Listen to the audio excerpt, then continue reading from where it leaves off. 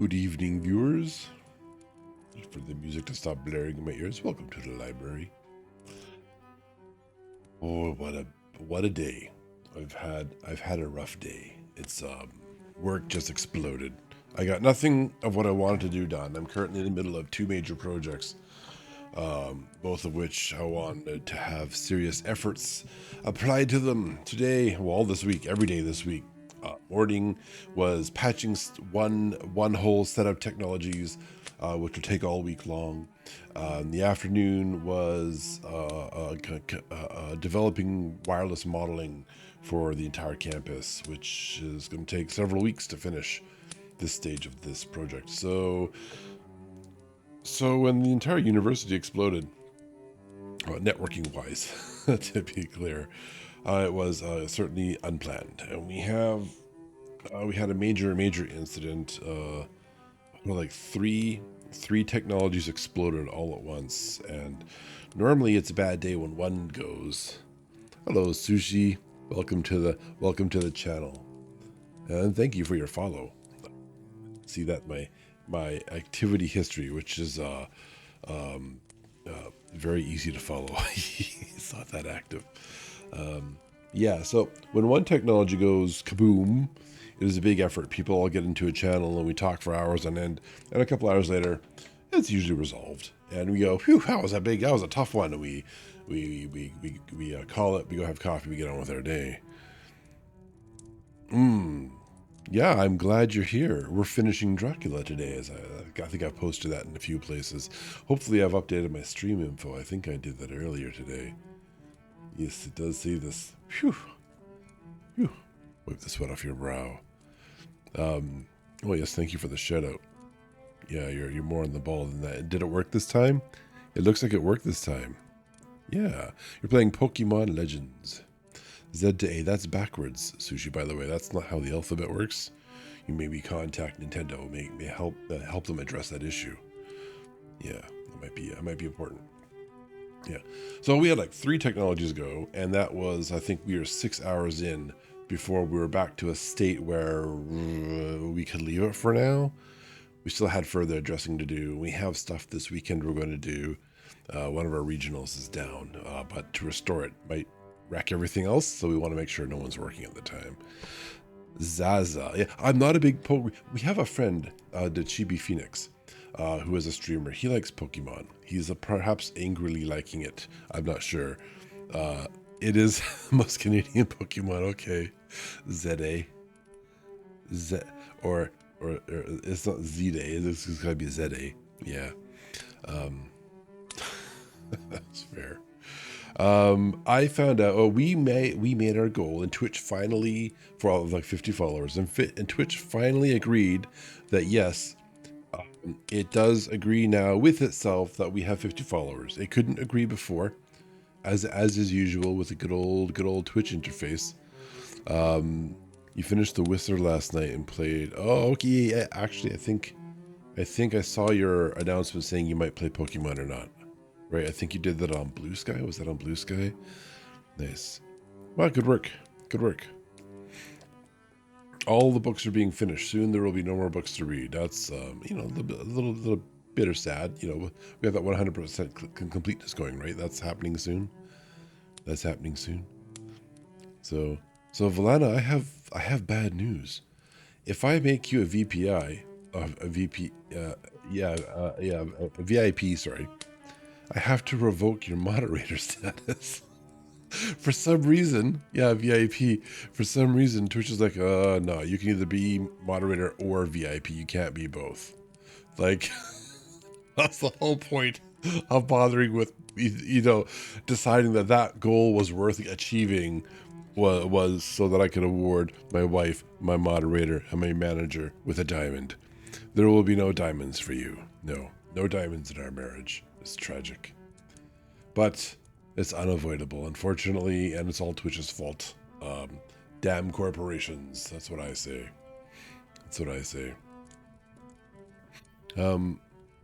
Yeah. So, let's see, for the upcoming stream scheduling and stuff, it looks like Friday night will be safe from additional overtime and maintenance at work. So we will be doing the Emperor's work on Friday night.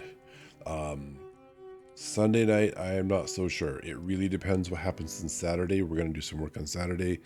If things fix themselves appropriately, great, awesome, no problems, no interruptions.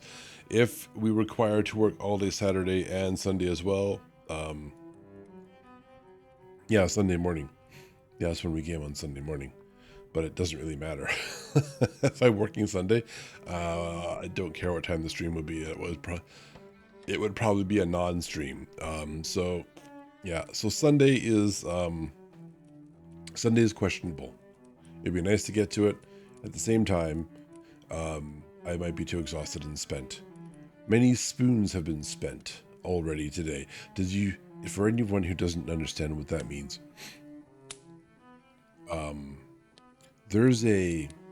is it in psychology? I don't know where this comes from. We've had a few friends who have described this sort of idea of the number of things a person can do in a day, the amount of energy you have to spend on achieving things can be measured in spoons. How many spoons do you have today? It's like I'm not sure what the whole point of it is. It's like a different way to think about something. Yeah, it's a mental health thing. Yeah. If you have, for example, if you have to get some things done today, and perhaps you've discovered that you can afford, so whenever you do a thing, it costs you a spoon. Maybe some things cost 2 spoons. And eventually you get this idea of how many spoons you can afford. And then maybe you can afford 7 spoons, for example, right? You can do 7 things, or a total of 7 things that cost you 7 spoons. And this is just something, this is a way of measuring how much oomph, how much effort you can apply in a day before you just before your brain is kaputs, or you're done, or you're spent, or you're just doing nothing at that point. And yeah. Work took a lot of spoons today, more than normal. But yeah. But today, it seems I have at least 1 more spoon left, or perhaps 3, depending on how many spoons a chapter takes. I also discovered that I have been hamstringing my own network. To back in the day, we were doing 10 megabits per second upstream. That's what I had my network capped to. We have 2 internets, right? Each that I think both of them are 1 gig. And certainly one of them is 1 gig with the synchronous tunnel. So that's 1 gig upstream too. The other one is pretty chunky as well. I don't forget the specifics, which is why, even though I am streaming at like 6.3 megabits per second, and it was like getting all red and jittery and stuff. That's because my own router was traffic shaping my own traffic going out to avoid congestion. I updated that, and now I think at least 1 and 1.5 is like the one connection can now do like over 700 megabits upstream. So yeah, it's no wonder that the current bit rate that I'm looking at is fine. It's not a problem, apparently. Not anymore. Although, if I look at the stream manager, Twitch is still like, oh, this is red. This is scary. No, it's like, well, OBS is like, nah. No, it's fine. Don't worry about it. So, yeah, I'm sure that'll be happier. Last time we streamed, last time we read, which was last time I streamed, it was on Monday, and we read the 3 chapters preceding. What even happened? They went about. That's right. They went about getting into the house in Piccadilly, and they cleansed the boxes of earth that Dracula brought from Transylvania. They got through almost all of them, but they had one they could not find on the various properties about London.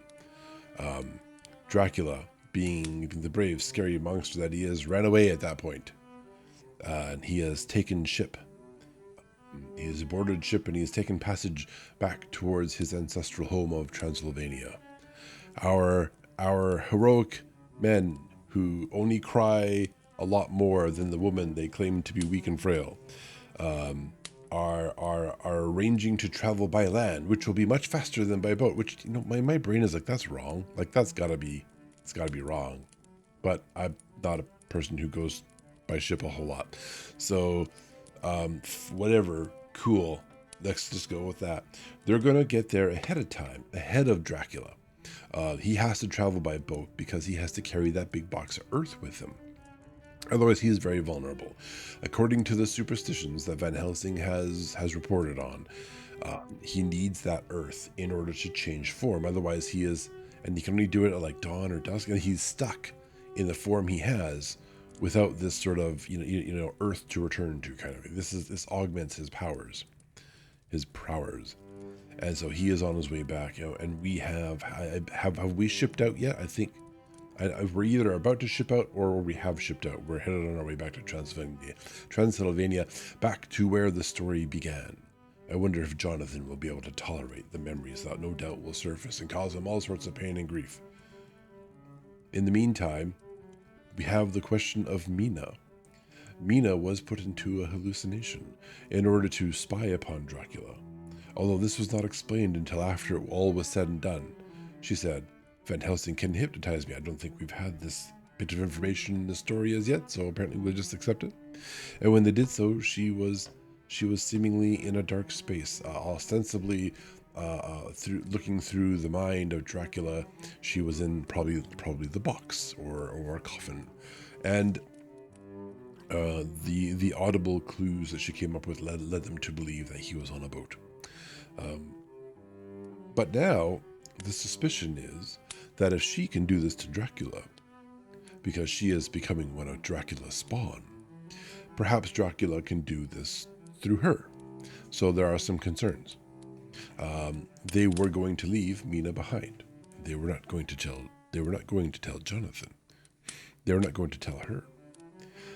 It was going to be a surprise. And I thought, perhaps Van Helsing is being brilliant, and he will use misinformation through this spy network to confound Dracula, to catch him by surprise. And then at the end of the last chapter, like, oh yeah, okay, cool, we're going to bring Mina. I'm shrugging. I'm throwing my hands up in the air. We will see what actually happens. Perhaps there is more deception afoot. Perhaps there is more trickery to enjoy. Oh, hopefully. I hope they don't. Really hope they haven't just said, okay, well, she insisted on coming, therefore we should take her. That defeats the purpose of not even telling her you're going, or when you're going, or how, or what you're doing. Yeah, any old how. Why don't we get started and find out for ourselves? Boop. That's the sound of the button pressing. Yes, we open our big book for old man fingers and old man eyes. All right, here we go. Chapter 25, Dr. Seward's Diary. And once again, I have forgotten to bring down water, and I am only now spraying my voice with this awesome throat spray.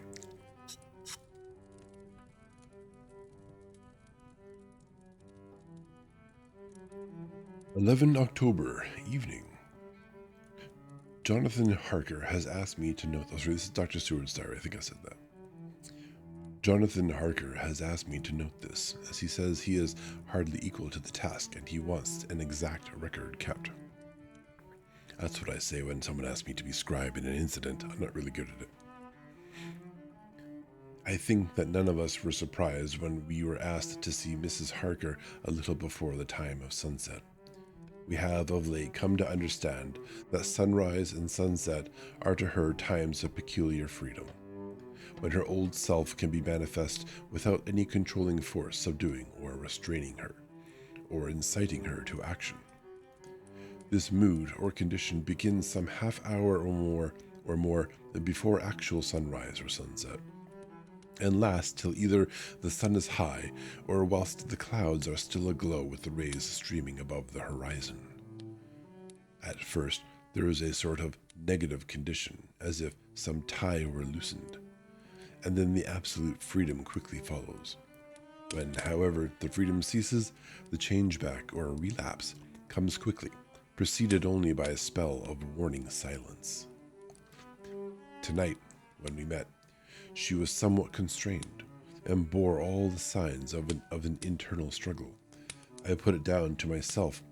I put it down myself to her making a violent effort at the earliest instant she could do so. A very few minutes, however, gave her complete control of herself.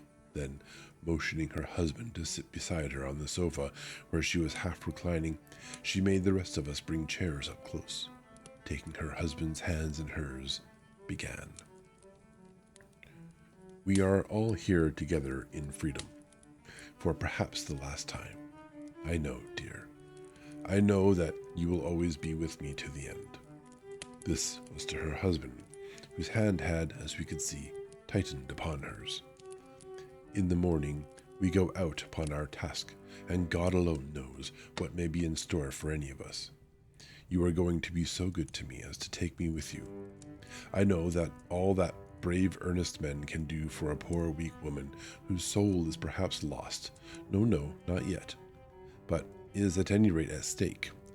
You will do. But you must remember that I am not as you are. There is a poison in my blood, in my soul, which may destroy me, which must destroy me, unless some relief comes to us. Oh, my friends, you know as well as I do that my soul is at stake, and though I know there is one way out for me, you must not, and though I know there is one way out for me, you must not, and I must not take it. She looked appealingly to us all in turn, beginning and ending with her husband. Wait, hang on a second. The only way out to her is to defeat Dracula, right? If she's suggesting that, like, the only way out is for her to die, that's not an out. We've discussed that. That is part of the trap.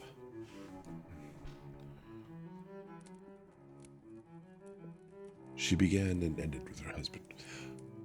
What is that way? Asked Van Helsing in a hoarse voice. What is that way which we may not take?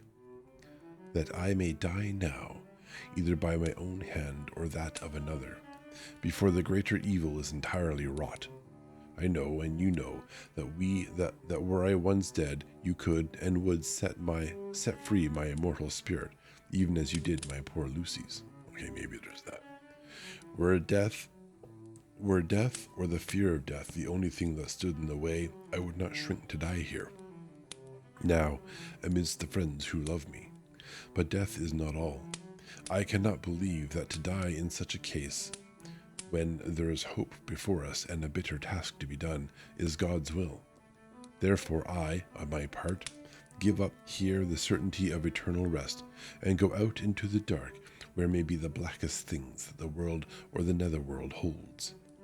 We were all silent, for we knew instinctively that this was only a prelude. The faces of the others were set as Harker's grew ashen gray. Perhaps he guessed better than any of us what was coming. She continued. This is what I can give into the hotchpot. I cannot but note the quaint legal phrase which she used in such a place, and with all seriousness. What will each of you give? Your lives, I know, she went on quickly. That is easy for brave men. Your lives are God's, and you can give them back to him. But what will you give to me? She looked again questioningly, but this time avoided her husband's face. Quincy seemed to understand. He nodded, and her face lit up. Then I shall tell you plainly what I want, for there must be no doubtful matter in this connection between us now. You must promise me, one and all, even you, my beloved husband, that should the time come, you will kill me. What time is that? What is that time? The voice was Quincy's, but it was low and strained. When you shall be convinced that I am so changed that it is better that I die than I may live. When I am thus dead in the flesh, then you will, without a moment's delay, drive a stake through me and cut off my head, or do whatever else may be wanting to give me rest. Quincy was the first to rise. After the pause, he knelt down before her, and taking her hand in his, said solemnly, I am only a rough fellow, who hasn't, perhaps, lived as a man should to win such a distinction. but I swear to you, by all that I hold sacred and dear, that should the time ever come, I shall not flinch from the duty that you have set us. And I promise you, too, that I shall make all certain, for if I am only doubtful, I shall take it that the time has come. For if I am only doubtful. Okay, I don't like that sentence. My true friend, was all she could say amid her fast-falling tears as, bending over, she kissed his hand. I swear the same, my dear Madame Mina, said Van Helsing. And I, said Lord Godalming, each of them in turn kneeling to take the oath. I followed myself, then her husband turned to her, wan-eyed and with a greenish pallor which subdued the snowy whiteness of his hair, and asked, And must I, too, make such a promise? Oh, my wife. You too, my dearest, she said, with infinite yearning of pity in her voice and eyes. You must not shrink. You are nearest and dearest and all the world to me. Our souls are knit into one, for all life and all time. Think, dear, that there have been times when brave men have killed their wives and their womankind, to keep them from falling into the hands of the enemy. Their hands did not falter any the more because those that they loved implored them to slay them. It is men's duty towards those whom they love in such times of sore trial. And oh, my dear, if it is to be that I must meet death at any hand, let it be the hand of him that loves me loves me best. Dr. Van Helsing, I have not forgotten your mercy in poor Lucy's case to him who loved. She stopped, with a flying blush, and changed her phrase. To him who had best right to give her peace. If that time shall come again, I look to you to make it a happy memory of my husband's life that it was his loving hand which set me free from the awful thrall upon me. There is an interesting opinion expressed in that paragraph. Not sure everyone should agree that killing your women is better than letting them live even though you are being defeated in battle or something. Death is very permanent. It can't be recovered from.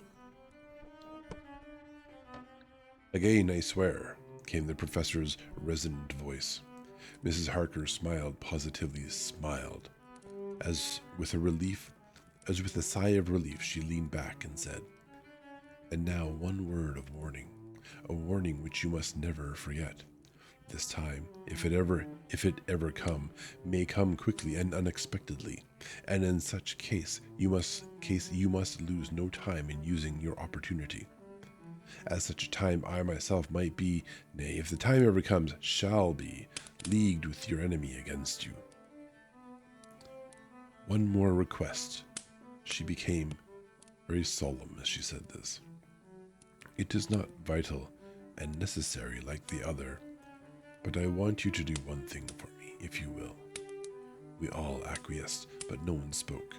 There was no need to speak. I want you to read the burial service.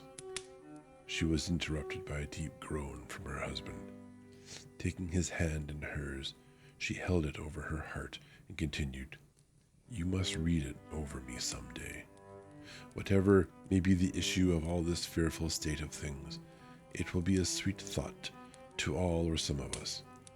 You, my dearest, will I hope read it, for then it will be in your voice, in my memory, forever, come what may.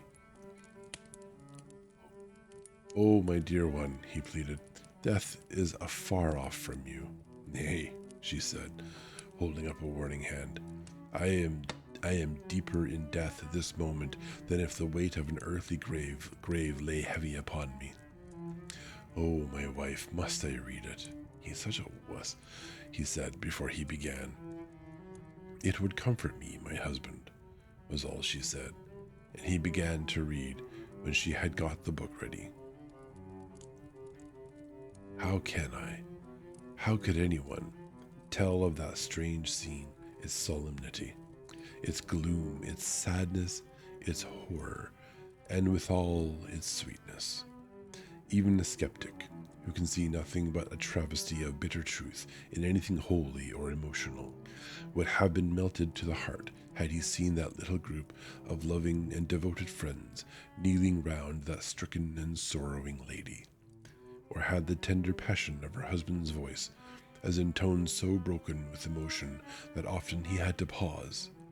He read the simple and beautiful service from the burial of the dead. I cannot go on. Words and voice fail me.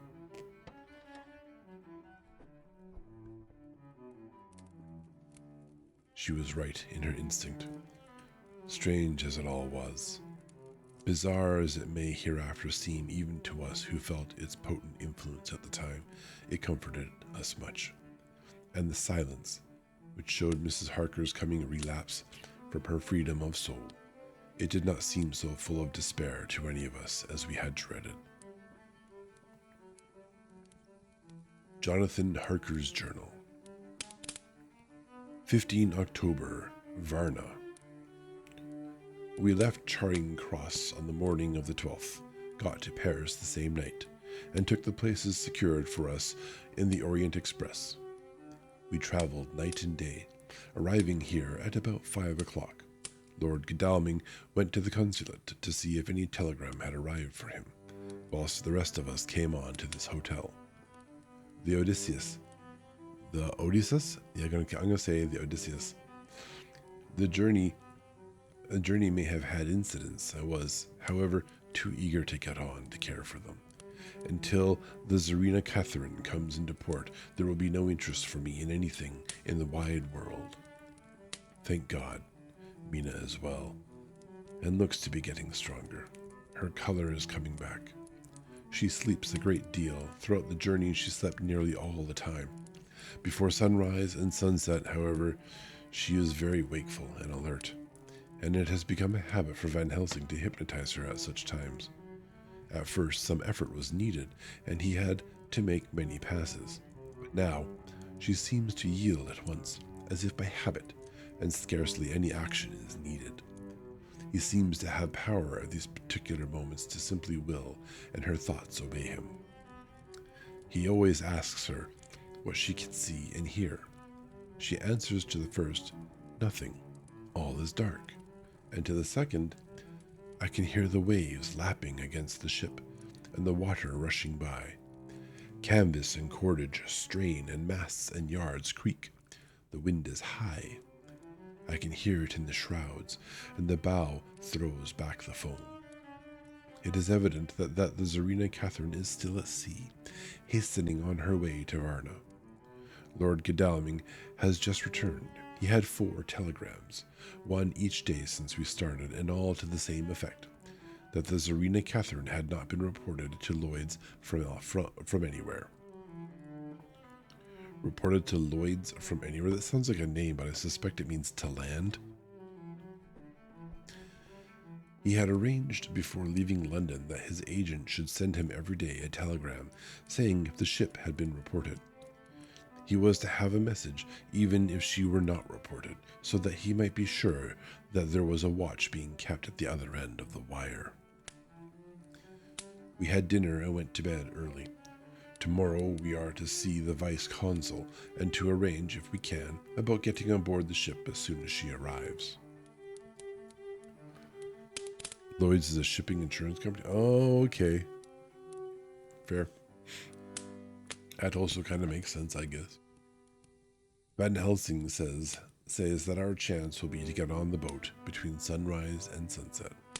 The Count, even if he takes the form of a bat, cannot cross the running water of his own volition, and so cannot leave the ship, as he dare not change to a man's form without suspicion, which he evidently wishes to avoid.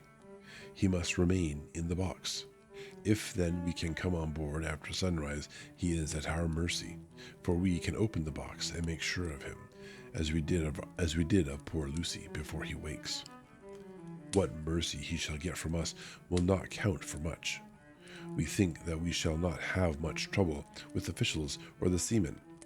Thank God, this is the country where bribery can do anything, and we are well supplied with money. We have only to make sure that the ship cannot come into port between sunset and sunrise without our being warned, and we shall be safe. Judge Moneybag will settle this case, I think. That, if I read that a year ago, 6 years ago maybe, I would perhaps be a little more amused by it, but it sure hits different in this day and age, I think. 16 October. Mina's report, still the same. Judge Moneybag, yeah. Mina's report, still the same. Lapping waves and rushing water. Darkness and favoring winds. We are evidently in good time, and when we hear of the Tsarina Catherine, we shall be ready. As she must pass the Dardanelles, we are sure to have some report. 17 October. Everything is pretty well fixed now, I think, to welcome the Count on his return from his tour. Godalming told the shippers that he fancied that the box sent aboard might contain something stolen from a friend of his, and got a half consent that he might open it at his own risk. The owner gave him a paper telling the captain to give him every facility in doing whatever he chose on board the ship, and also a similar authorization to his agent at Varna. We have seen the agent, who was much impressed with Godalming's kindly manner to him, and we are all satisfied that whatever he can do to aid our wishes will be done. We have already arranged what to do in case we get the box open. If the Count is there, Van Helsing and Seward will cut off his head at once and drive a stake through his heart. Morris and Godalming and I shall prevent interference, even if we have to use the arms which we shall have ready. The professor says that if we can so treat the Count's body, it will soon after fall into dust. In such case, there would be no evidence against us, in case any suspicion of murder were aroused. But even if it were not, we should stand or fall by our act, and perhaps someday this very script may be evidence to come between some of us and a rope. For myself, I should take the chance only too thankfully if it were to come. For myself, I should take the chance only to thankfully if it were to come. What? He wants the rope? I don't know. Sometimes I am not sophisticated enough for the language. We mean to leave no stone unturned to carry out our intent. We have arranged with certain officials that the instant that the Tsarina Catherine is seen, we are to be informed by a special messenger. 24 October. A whole week of waiting. Daily telegrams to Godalming, but only the same story. Not yet reported. Mina's morning and evening hypnotic answer is unvaried. Lapping waves, rushing water, and creaking masts. Telegram, October 24. Rufus Smith, Lloyd's, London, to Lord Godalming, care of HBM, Vice Consul Varna. Tsarina Catherine reported this morning from Dardanelles. Dr. Seward's Diary, 25 October. How I miss my phonograph. To write a diary with a pen is irksome to me, but Van Helsing says I must. We were all wild with excitement yesterday when Godalming got his telegram from Lloyd's. I know now what men feel in battle when the call to action is heard. Mrs. Harker, alone of our party, did not show any signs of emotion. After all, it is not strange that she did not, for we took special care not to let her know anything about it, and we all tried not to show any excitement when we were in her presence. In old days she would, I am sure, have noticed, no matter how we might have tried to conceal it. But in this way she has greatly changed during the past 3 weeks. The lethargy grows upon her, and though she seems strong and well, she is getting back some of her color. Van Helsing and I are not satisfied. We talk of her often.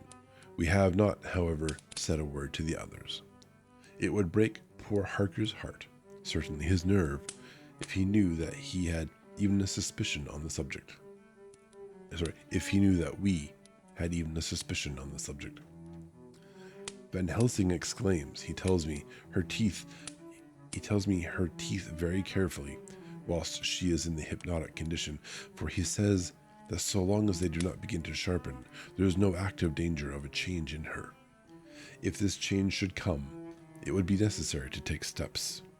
We both know what those steps would have to be, though we do not mention our thoughts to each other. We should neither of us shrink from the task. Awful though it be to contemplate euthanasia, it is an excellent and a comforting word. I am grateful to whomever invented it. Awful though it be to contemplate, and then new sentence, euthanasia is a nice word. It is only about 24 hours sail from the Dardanelles to here. At the rate the Tsarina Catherine has come from London, she should therefore arrive sometime in the morning. But as she cannot possibly get in before then, we are all about to retire early. We shall get up at 1 o'clock, so as to be ready. 25 October, noon. No news yet of the ship's arrival. Mrs. Harker's hypnotic report this morning was the same as usual, so it is possible that we may get news at any moment. We men are all in a fever of excitement, except Harker, who is calm. His hands are cold as ice, and an hour ago I found him wetting the edge of the great Kahorka knife, which he now always carries with him. It will be a bad lookout for the Count if the edge of that kukri ever touches his throat, driven by that stern, ice-cold hand. How do you know his hands are cold? Maybe they're blue. Van Helsing and I were a little alarmed about Mrs. Harker today. About noon, she got into a sort of lethargy which we did not like. Although we kept silence to the others, we were neither of us happy about it. She had been restless all the morning, so that we were at first glad to know that she was sleeping. When, however, her husband mentioned casually that she was sleeping so soundly that he could not wake her, we went to her room to see for ourselves. She was breathing naturally and looked so well and peaceful that we agreed that the sleep was better for her than anything else. Poor girl. She has so much to forget that it is no wonder that sleep, if it brings oblivion to her, does her good. Later, our opinion was justified, for when, after a refreshing sleep of some hours, she woke up, she seemed brighter and better than she had been for days. At sunset, she made the usual hypnotic report.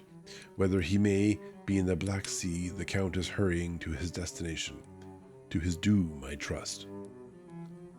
26 October. Another day and no tidings of the Tsarina Catherine. She ought to be here by now. That she is still journeying somewhere is apparent, for Mrs. Harker's hypnotic report at sunrise was still the same. It is possible that the vessel may be lying by, at times, for fog. Some of the steamers which come in last evening reported patches of fog, both to north and south of the port. We must continue our watching, as the ship may now be signaled at any moment. I don't think this is going according to plan. 27 October, noon. Most strange. No news yet of the ship we wait for. Mrs. Harker reported last night and this morning as usual, lapping waves and rushing water. Though she added that the waves were very faint. The telegrams from London have been the same, no further report. Van Helsing is terribly anxious, and told me just now that he fears the Count is escaping us. He added significantly, I did not like that lethargy of Madame Mina's. Souls and memories can do strange things during trance. I was about to ask him more about Harker, just then came in and he held up a warning hand. We must try tonight at sunset to make her speak more fully when in her hypnotic state. 28 October, telegram. Rufus Smith, London to Lord Godalming, care HBM, Vice Consul Varna. Tsarina Catherine reported entering Galatz at 1 o'clock today. Galatz with a Z. I wonder where that is. It doesn't sound like Varna. Dr. Seward's diary. 28 October again. When the telegram came announcing the arrival in Galatz, I do not think it was such a shock to any of us as might have been expected. True, we did not know whence or when or how or when the bolt would come, but I think we all expected that something strange would happen. The delay of arrival at Varna made us individually satisfied that things would not be just as we had expected. We only waited to learn where the change would occur. Nonetheless, however, was it a surprise? I suppose that nature works on such a hopeful basis that we believe against ourselves that things will be as they ought to be, and not as we should know that they will be. Transcendentalism is a beacon to the angels, even if it be a will-o'-the-wisp to man. It was an odd experience, and we all took it differently. Van Helsing raised his hand over his head for a moment, as though in remonstrance with the Almighty, but he said not a word, and in a few seconds stood up with his face sternly set. Lord Godalming grew very pale, and sat breathing heavily.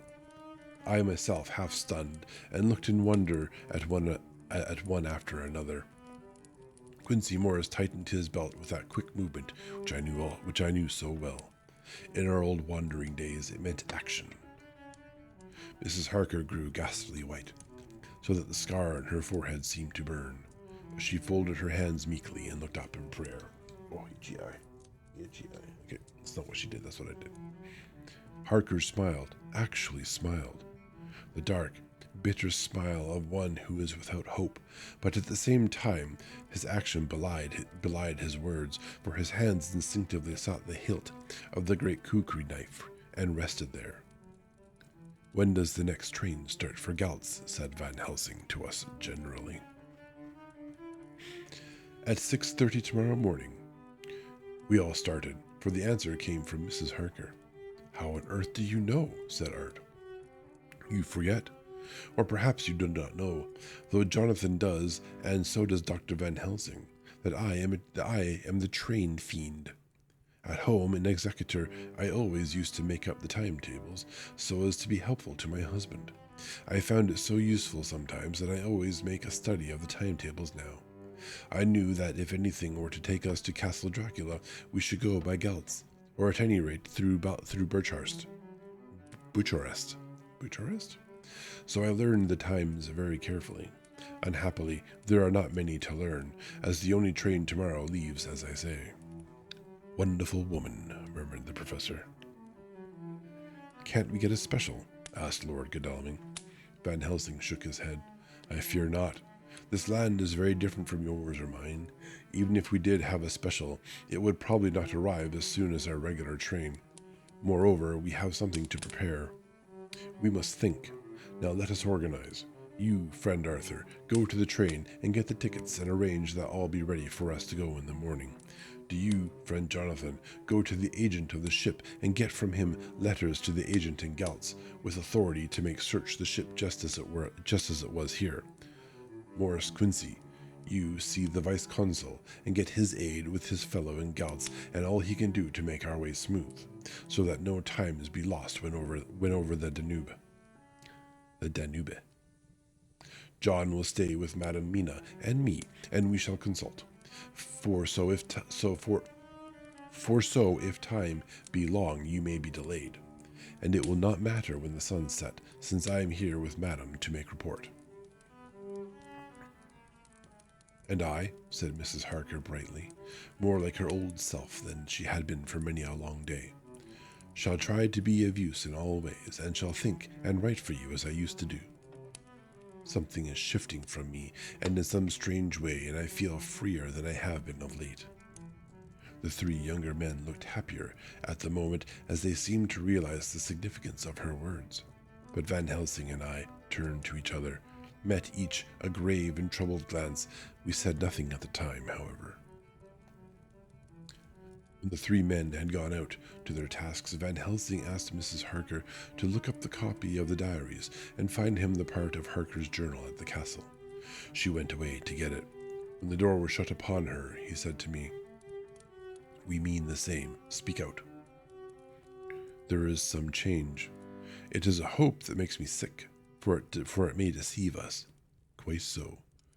Do you know why I asked her to get the manuscript? No, said I, unless it was to get an opportunity of seeing me alone. You are in part right, friend John, but only in part. I want to tell you something, and oh, my friend, I am taking a great, terrible risk. But I believe it is right. In the moment when Madame Mina said those words that arrest both our understanding, an inspiration came to me. In the trance of 3 days ago, the Count sent his spirit to read her mind. Or, more like, he took her to see him in his earth box in the ship with water rushing, just as it go free at rise and set of sun. He learned then that we are here, for she have more to tell in her open life, with eyes to see and ears to hear, than he, shut, as he is, in his coffin box. Now he make his most effort to escape us. At present, he want her not. And for those who only speak English, he saw them there because they kept peering into his mind with hypnotism, and they brought Mina on this journey, which they said they were not going to because they're afraid of this very thing happening. My sympathies are small.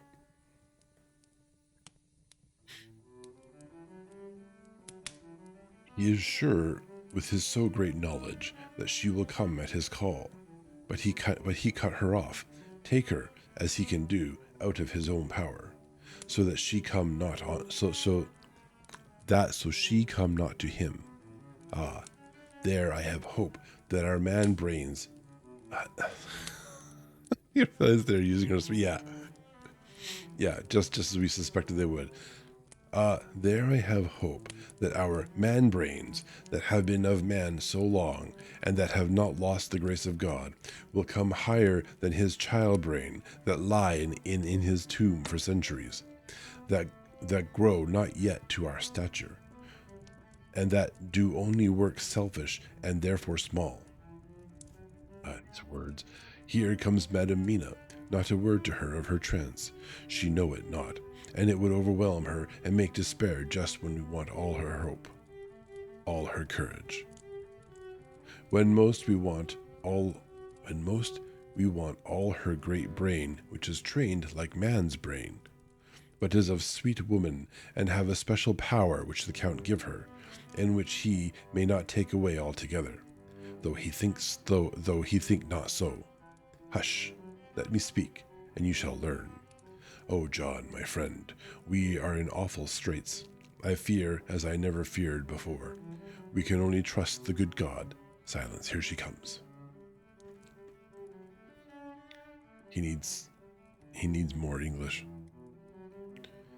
I thought that the professor was going to break down and have hysterics, just as he had when Lucy died. But with a great effort he controlled himself and was at perfect nervous poise when Mrs. Harker tripped into the room, bright and happy-looking, and, in the doing of work, seemed forgetful of her misery. As she came in, she handed a number of sheets of typewriting to Van Helsing. He looked over them gravely, his face brightening up as he read. Then, holding the pages between his fingers and thumb, he said, "Friend John, to you with so much of experience already, and you too, dear Madame Mina, that are young, here is a lesson. Do not fear ever to think. A half-thought has been buzzing often in my brain, but I fear to let him loose his wings. Here now, with more knowledge, I go back to where that half-thought come from, and I find that he be no half-thought at all.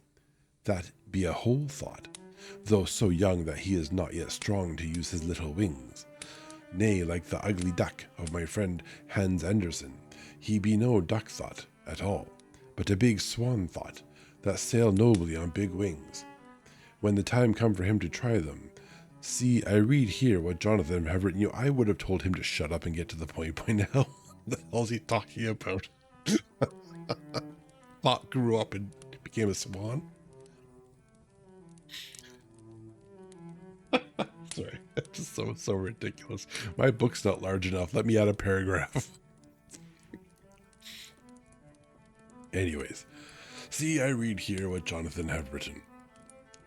That other great of his race who, in a later age, again and again, brought his forces over the great river into Turkeyland, who, when he was beaten back, came again and again and again, though he had to come alone from the bloody field where his troops were being slaughtered, since he knew that he alone could ultimately triumph. What does this tell us? Not much? No. The Count's child thought see nothing, therefore he speaks so free. Your man thought see nothing. My man thought see nothing, till just now. No. But there comes another word from someone who speak without thought, because she too know not what it mean, what it might mean. Just as there are elements which rest, yet when in nature's course they move on their way and they touch, then poof! And there comes a flash of light, heaven wide, that blind and kill and destroy some, but that show up all earth below for leagues and leagues. Is it not so? Well, I shall explain. Please do. To begin, have you ever studied the philosophy of crime? Yes and no. You, John, yes, for it is a study of insanity. You know, Madam Mina, for crime touch you not but once. Still, your mind works true and argues not a particulari ad universal. Universally? There is this peculiarity in criminals. It is so constant, and in all countries and at all times, that even police, who know not much from philosophy, come to know it empirically. That it is to be empiric. The criminal always work at one crime. That it is the true criminal who seems predestinate to crime, and who will of none other. This criminal has not full man-brain. I don't know what he's going on about. He is clever and cunning and resourceful, but he be not of man's stature as to brain. He be of child brain in much. Now this criminal of ours is predestinate to crime also. He too have child brain, and it is of the child to do what he have done.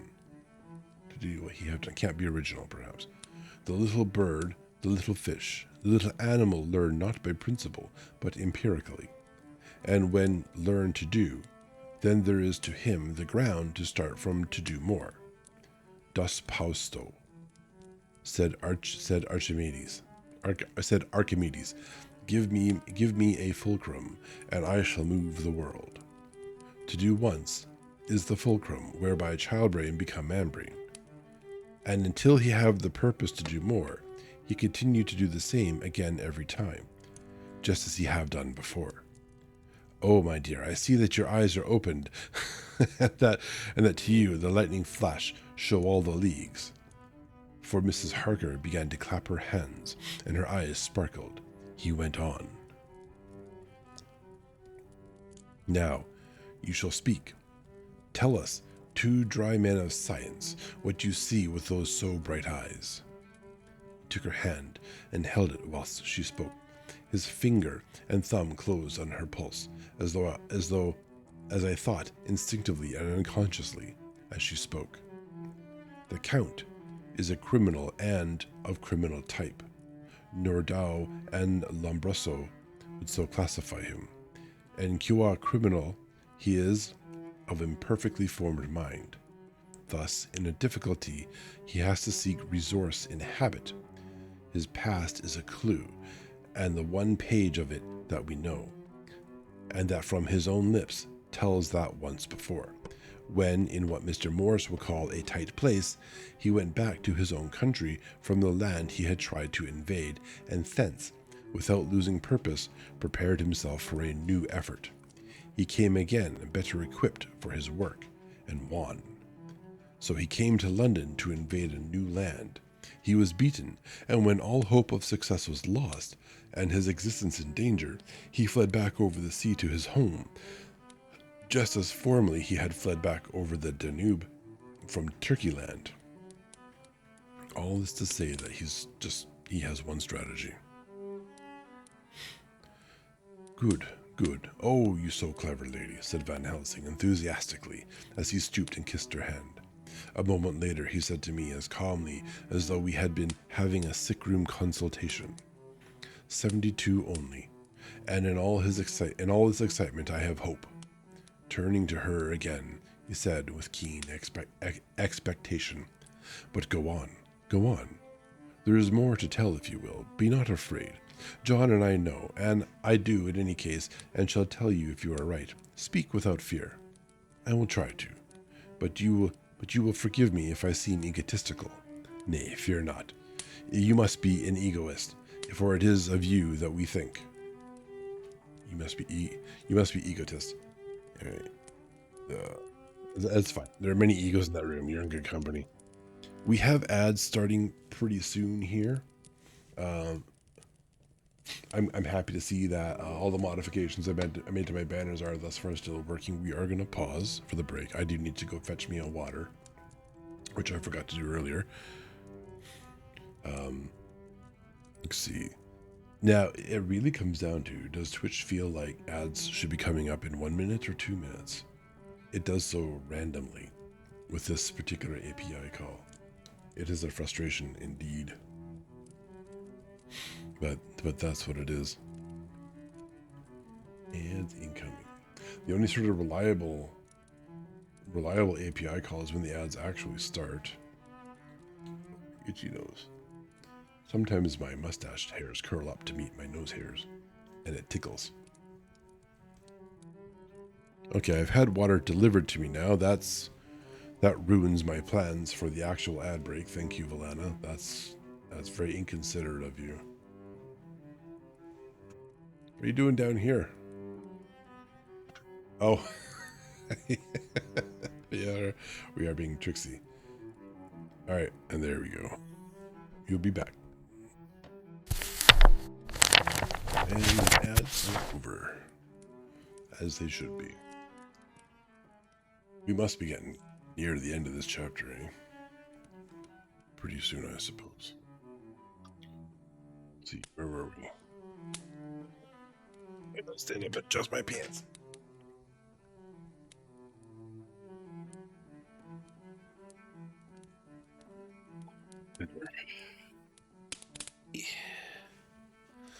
There we are.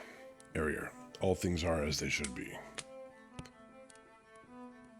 Oh yes, Mina's going to continue speaking. She does not want to appear egotistical. Then, as he is a criminal, he is selfish. And as his intellect is small and his action is based on selfishness, he confines himself to one purpose. That purpose is remorseless. As he fled back over the Danube, leaving his forces to be cut in pieces, so now he is intent on being safe, careless of all. So his own selfishness frees my soul somewhat from the terrible power which he acquired over me on that dreadful night. I felt it. Oh, I felt it, thank God, for his great mercy. God's, that is, not Dracula's. My soul is freer than it has been since that awful hour, and all that haunts me is a fear lest in some trance or dream he may have used my knowledge for his ends. The professor stood up. He has so used your mind, and by it he has left us here in Varna. They weren't going to tell her that part. Whilst the ship that carried him rushed through enveloping fog up to Galtz, where doubtless he had made preparations for escaping from us. But his child mind only saw so far, and it may be that, as ever, as in God's providence, the very thing that the evildoer must most reckon on for his selfish good turns out to be his chiefest harm. The hunter is taken in his own snare, as the great psalmist says. For now that he think he is free from every trace of us all, and that he has escaped us with so many hours to him. Then his selfish child brain will whisper him to sleep. He think too, that as he cut himself off from knowing your mind, that there can be no knowledge of him to you. There is where he fail. That terrible baptism of blood which he gave you makes you free to go to him in spirit, as you have as yet done in your times of freedom, when the sun rise and set. At such times you go by my volition, and not by his volition, and his power to good of you and others, as you have won from your suffering at his hands. This is now all the more precious that he know it not, and to guard himself have even cut himself off from his knowledge of our ware. We, however, are not selfish, and we believe that God is with us through all this blackness, and these many dark hours. We shall follow him, and we shall not flinch, even if we peril ourselves that we become like him. Friend John, this has been a great hour, and it hath done much to advance us on our way. You must be scribe and write him all down, so that when the others return from their work, you can give it to them, and they shall know as we do. And so I have written it whilst we wait for their return. And Mrs. Harker has written with her typewriter all since she brought the MS to us.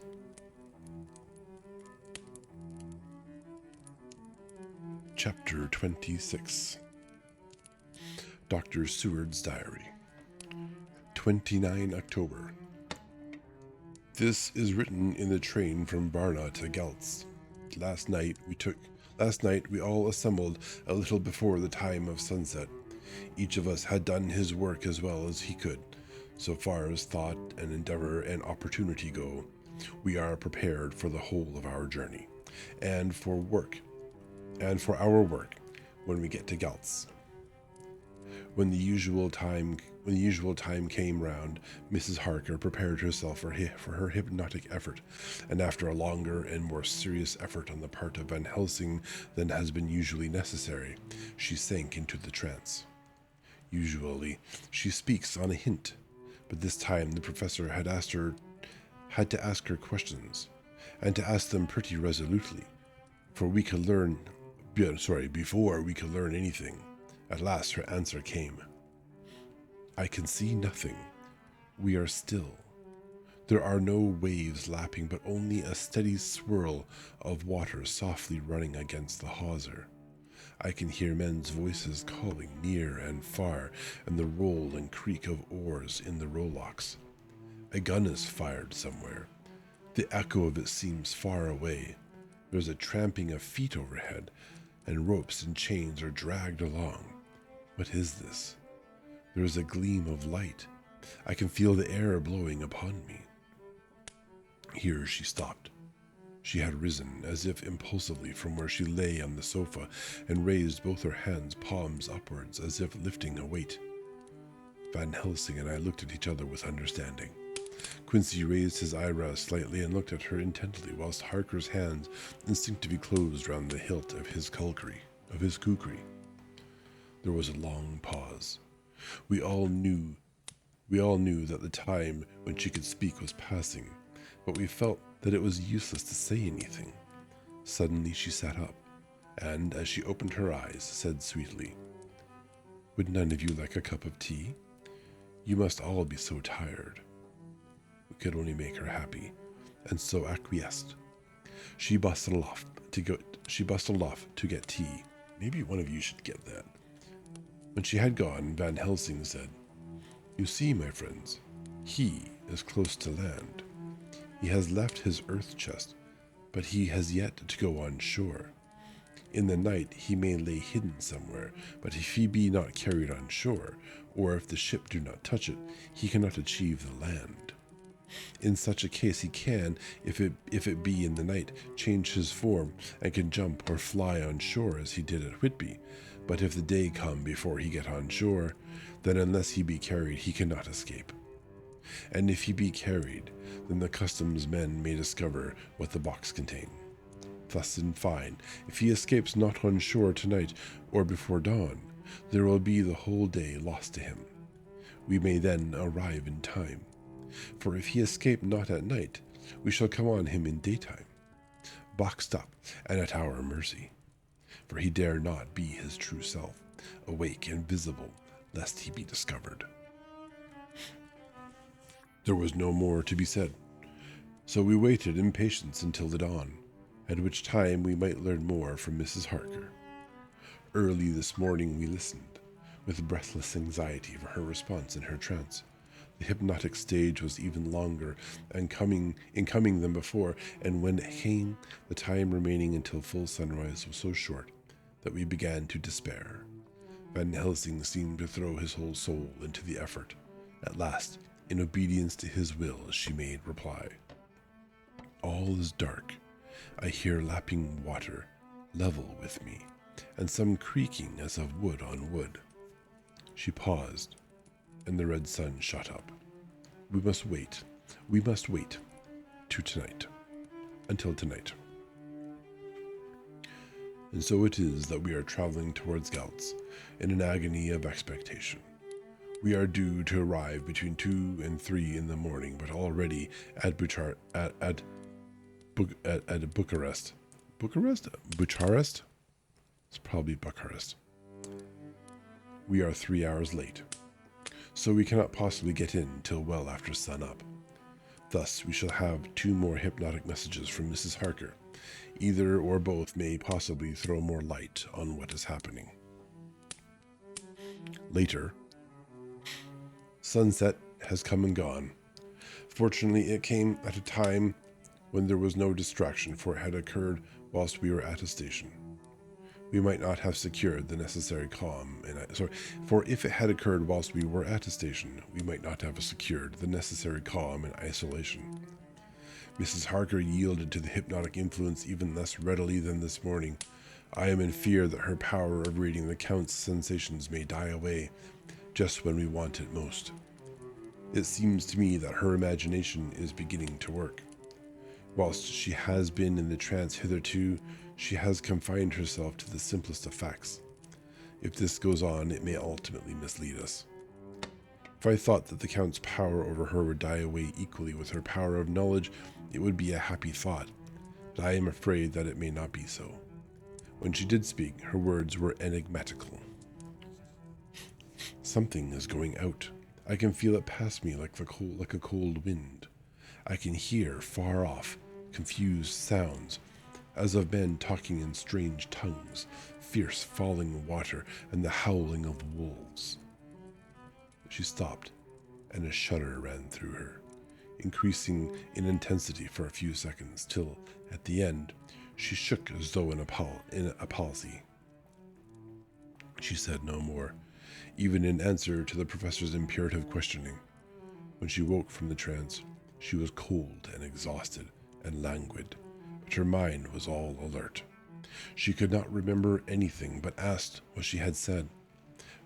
When she was told, she pondered over it deeply for a long time and in silence. 30 October, 7 a.m. We are near Gauts now, and I may not have time to write later. Sunrise this morning was anxiously looked for by us all, knowing of the increasing difficulty of procuring the hypnotic trance.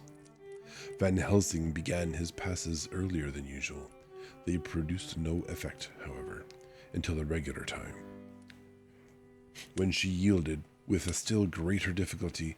Only a minute before the sun rose, the professor lost no time in his questioning. Her answer came with equal quickness. All is dark. I hear water swirling by level with my ears, and the creaking of wood on wood. Cattle low far off. There is another sound, a queer one. Like... She stopped and grew white, and whiter still.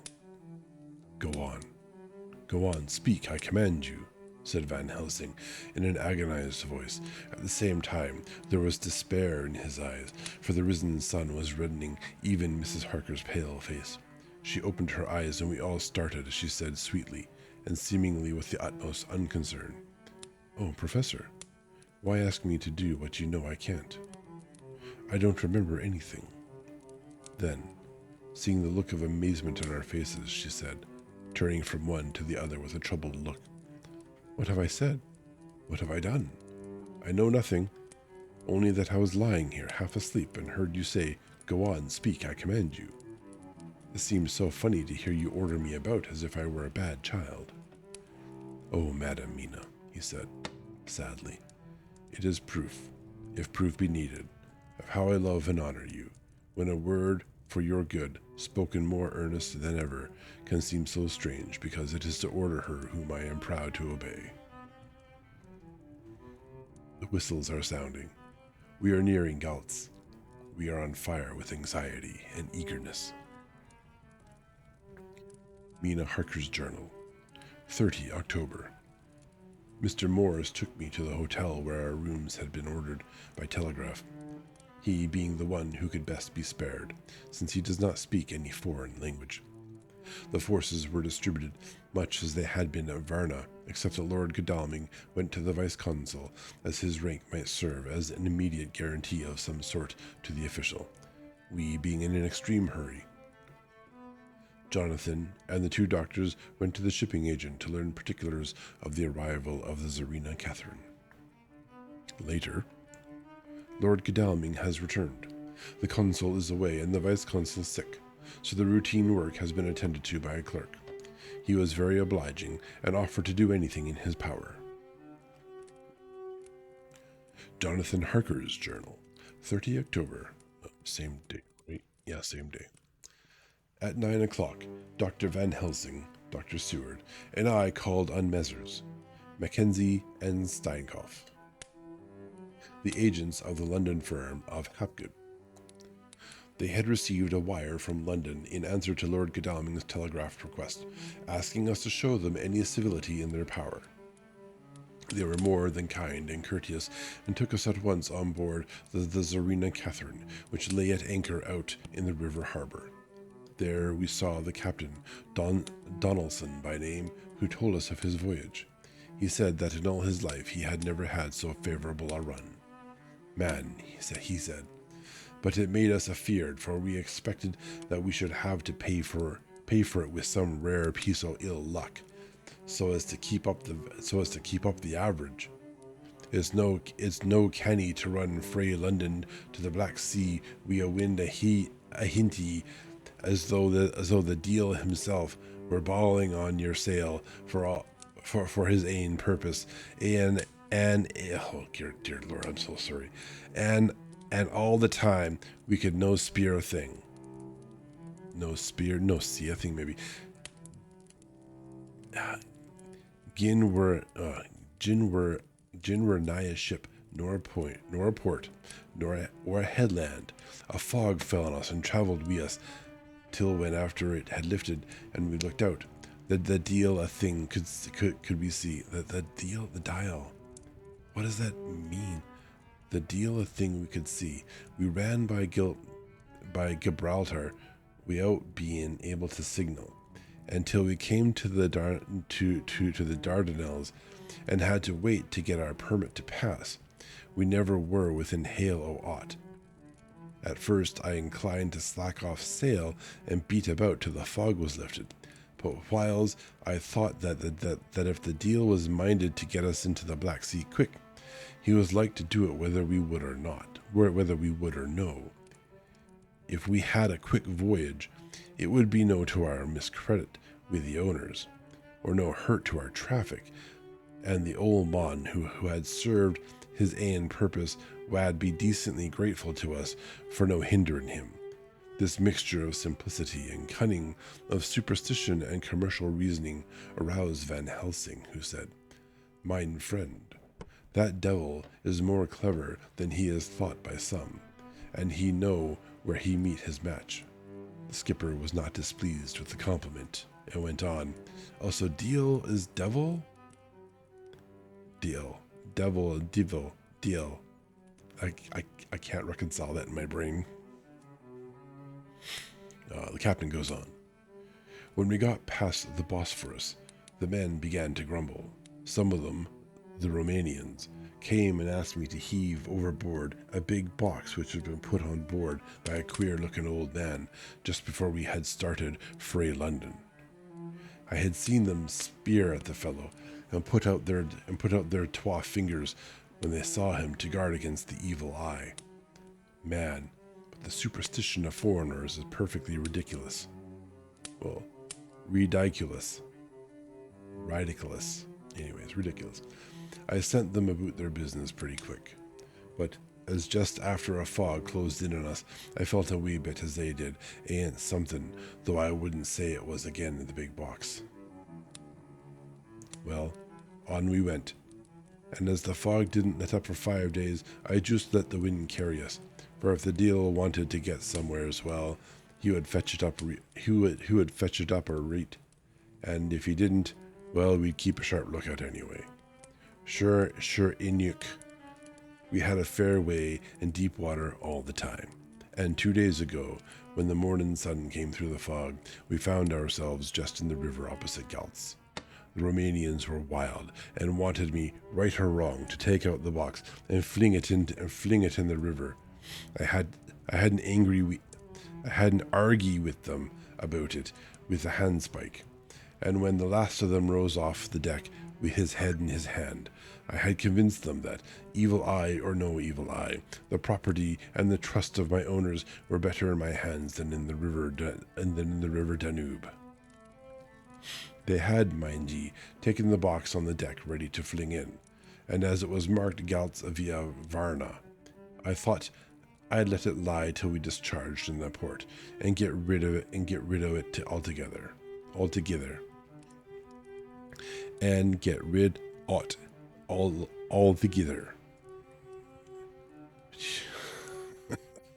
We didn't do much clearing that day, and had to remain the night at our anchor. But in the morning, brawn and early, an hour before sunup, a man came aboard with an order written to him from England to receive a box marked for one Count Dracula. Sure enough, it says Inuk. It's enough. Sure enough, the matter was one ready to his hand. He had his papers arreat, and glad I was to be rid of the damn thing, for I was beginning massel to feel uneasy at it. If the deal did have any luggage aboard the ship, I'm thinking it was nane either than that same. What was the name of the man who took it? Asked Dr. Van Helsing with restrained eagerness. I'll be telling ye quick, he answered, and stepped down to his cabin, produced a receipt signed Emanuel Hildesheim. Bergenstrasse 16 was the address. We found out that this was all the captain knew, so with thanks we came away. We found Hildesheim in his office, a Hebrew of rather the Adelphi theater type, with a nose like a sheep and a fez. I don't know what a fez is. His arguments were pointed with specie, whatever. We doing the punctuation.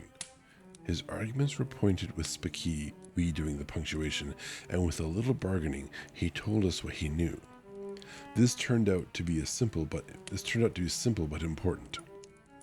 He had received a letter from Mr. Deville of London, telling him to receive, if possible before sunrise as to avoid customs, a box which would arrive at Galtz in the Tsarina Catherine. This he was to give in charge to a certain Petrov Skinsky, who dealt with the Slovaks who traded down the river to the port. He had been paid for his work by an English banknote, which he had been duly cashed for gold at the Danube International Bank. When Skinsky had come to him, he had taken him to the ship and handed over the box, so as to save potterage. That was all he knew. We then sought for Skinsky, but were unable to find him. One of his neighbors, who did not seem to bear him any affection, said that he had gone away 2 days before. No one knew whither. This was corroborated by his landlord, who had received by messenger the key of the house together with the rent due in English money. This had been between 10 and 11 o'clock last night. We were at a standstill again. Whilst we were talking, one came running and breathlessly gasped out that the body of Skinsky had been found inside the wall of the churchyard of St. Peter, and that the throat had been torn open as if by some wild animal. Well paid for a job loyally done, I guess. Those we had been speaking with ran off to see the horror, the woman crying out, "This is the work of a Slovak." We hurried away, lest we should have been in some way drawn into the affair and so detained. As we came home, we could arrive at no definite conclusion. We were all convinced that the box was on its way by water to somewhere, but where that might be, we would have to discover. With heavy hearts, we came home to the hotel to Mina. When we met together, the first thing was to consult as to taking Mina again into our confidence. Things are getting desperate, and it is at least a chance, though a hazardous one. As a preliminary step, I was released from my promise to her. Mina Harker's Journal, 30 October evening.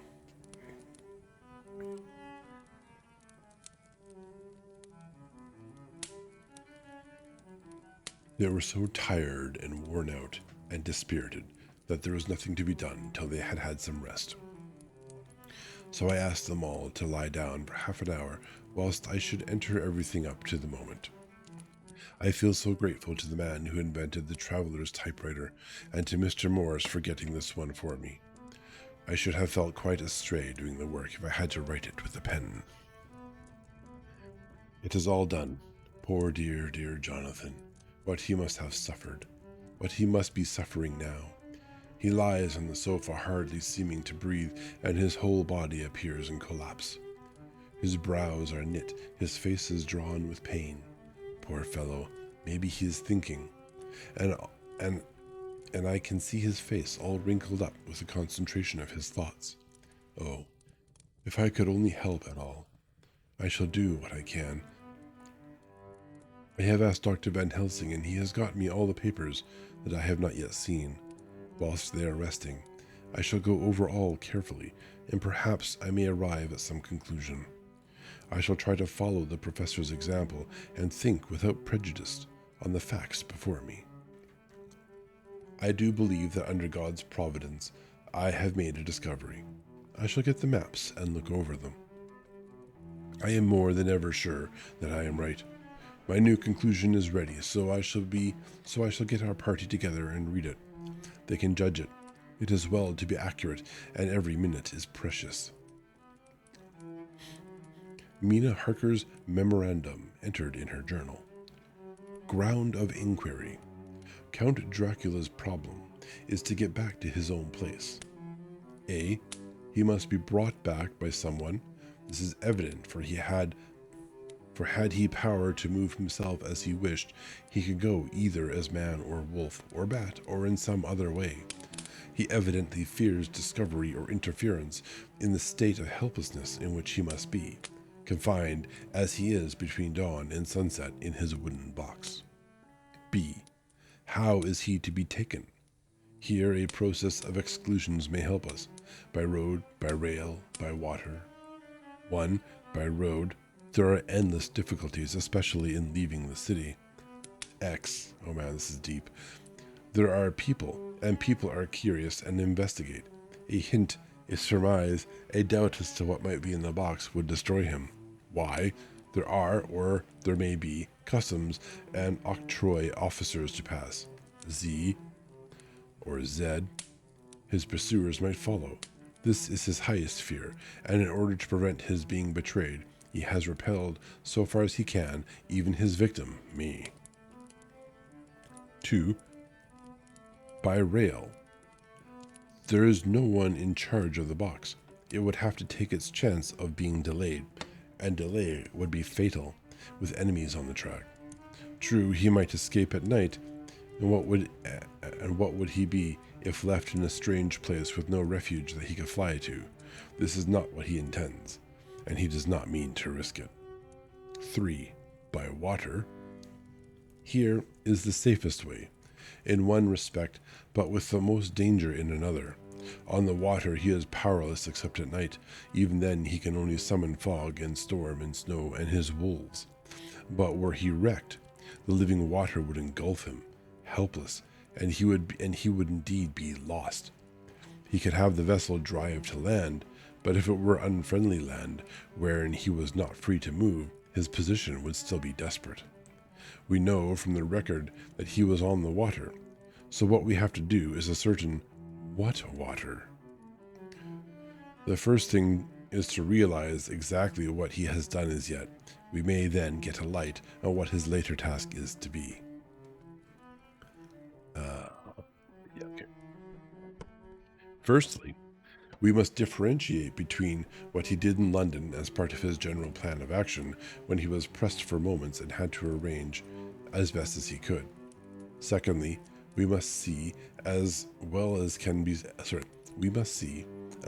we can surmise it from the facts we know of what he has done here.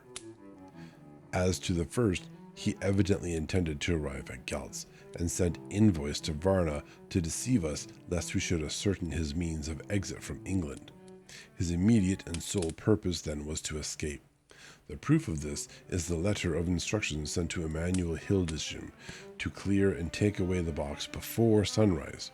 There is also the instruction to Petrov Skinsky. These we must only guess at, but there must have been some letter or message since Skinsky came to Hildesheim. That so far his plans were successful we know. The Tsarina Catherine made a phenomenally quick journey, so much so that Captain Donaldson's suspicions were aroused, but his superstition, united with his canniness, played the Count's game for him, and he ran with his favouring wind through fogs and all till he brought up the blindfold at Gals. That the Count's arrangements were well made has been proved. Hildesheim cleared the box, took it off, and gave it to Skinsky. Skinsky took it, and here we lose the trail. We only know that the box is somewhere on the water, moving along. The customs and the octroi, if there be any, have been avoided. The box is not on the boat, though? What? We know the box is on the water still? How do we know the box is on the water still?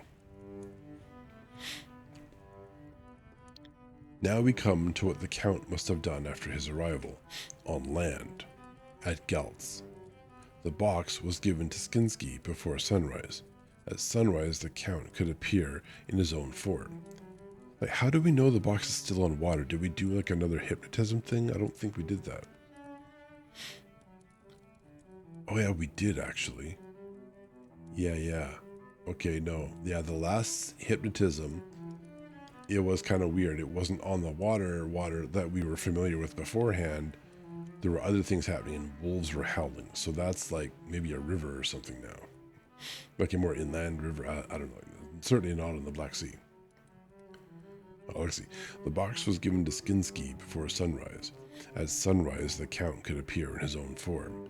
Here, we ask why Skinsky was chosen at all to aid in the work. In my husband's diary, Skinsky is mentioned as dealing with the Slovaks who trade down the river to the port, and the man's remark that the murder was the work of a Slovak showed the general feeling against his class. The Count wanted isolation. Yeah, the Slovaks helped him get out from Transylvania, right? Yeah, likely on a smaller boat on the river, yeah. My surmise is this, that in London, the Count decided to get back to his castle by water, as the most safe and secret way. He was brought from the castle by Szgany. Oh, no, we had this word, Szgany. Anyways, and probably they delivered their cargo to Slovaks, who took the boxes to Varna, for they were shipped for London. Thus the Count had knowledge of the persons who could arrange this service. When the box was on land, before sunrise or after sunset, he came out from the box, met Skinsky, and instructed him what to do as to arranging the carriage of the box up some river. When this was done, and he knew that all was in train, he blotted out his traces, as he thought, by murdering his agent. I have examined the map, and find that the river most suitable for the Slovaks to have ascended is either the Pruth or the Sereth, or the Pruth or the Sereth. I read in the typescript that in my trance I heard cows low and water swirling level with my ears, and the creaking of wood. The Count in his box, then, was on a river in an open boat, propelled probably either by oars or poles, for the banks are near and it is working against stream. There would be no such sound if floating downstream. Of course, it may not be either the Sereth or the Pruth, but we may possibly investigate further. Now, of these two, the Pruth is the more easily navigated, but the Sereth is, at Fundu, joined by the Bistriza, which runs up round the Borgo Pass. Up around the Borgo Pass. The loop it makes is manifestly as close to Dracula's castle as can be got by water. Right, there will be a geography test later on. I hope everyone is paying attention to that. Mina Harker's journal continued. When I had done reading, Jonathan took me in his arms and kissed me. The others kept shaking me by both hands, and Dr. Van Helsing said, "Our dear Madam Mina is once more our teacher. Her eyes have been where we were blinded. Now we are on the track once again, and this time we may succeed. Our enemy is at his most helpless, and if we can come on him by day, then on the water, our task will be over. He has a start, but he is powerless to hasten, as he may not leave his box, lest those who carry him may suspect. For them to suspect would be to prompt them to throw him to the stream where he perish. This he knows, and will not. This he knows and will not reveal himself. Now, men, to our council of war. For here and now we must plan what each and all shall do. I shall get a steam launch and follow him, said Lord Godalming. And I, horses to follow on the bank, lest by chance he land, said Mr. Morris. Good, said the professor. Both good. But neither must go alone. There must be force to overcome, force if need be. The Slovak is strong and rough, and he carries rude arms. All the men smiled, for amongst them they carried a small arsenal. Said Mr. Morris, I have brought some Winchesters. They are pretty handy in a crowd, and there may be wolves. The Count, if you remember, took some other precautions. He made some requisitions on others that Mrs. Harker could not quite hear or understand. We must be ready at all points, Dr. Seward said. I think I had better go with Quincy. We have been accustomed to hunt together, and we two, well armed, will be a match for whatever may come along. You must not be alone, Art. It may be necessary to fight the Slovaks, and a chance thrust, for I don't suppose these fellows carry guns, would undo all our plans. There must be no chances this time. We shall not rest until the Count's head and body have been separated, and we are sure that he cannot reincarnate. He looked at Jonathan as he spoke, and Jonathan looked at me. I could see that the poor dear was torn about in his mind. Of course he wanted to be with me, but then the boat service would most likely be the one which would destroy the vampire. Why did I hesitate to write the word? He was silent a while, and during his silence Dr. Van Helsing spoke. Friend Jonathan, this is to you for twice reasons. First, because you are young and brave and can fight, and all energies may be needed at the last. And again, that it is your right to destroy him, that which has wrought such woe to you and yours. It's actually Mina's right, but okay. Be not afraid for Madam Mina. She will be my care, if I may. I am old.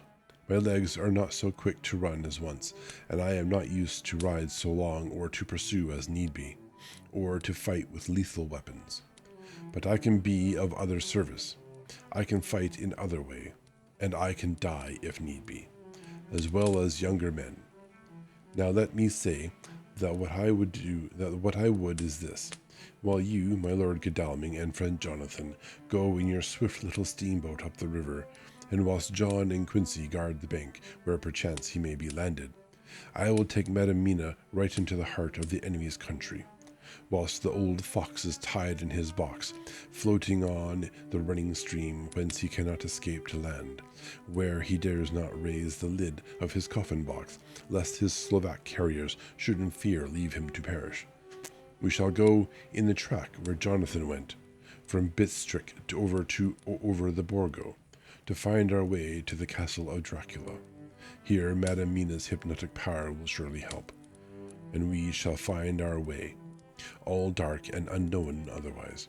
After the first sunrise, when we are near that fateful place, there is much to be done, and other places to be made sanctify, so that the nest of vipers be obliterated. Here Jonathan interrupted him haughtily.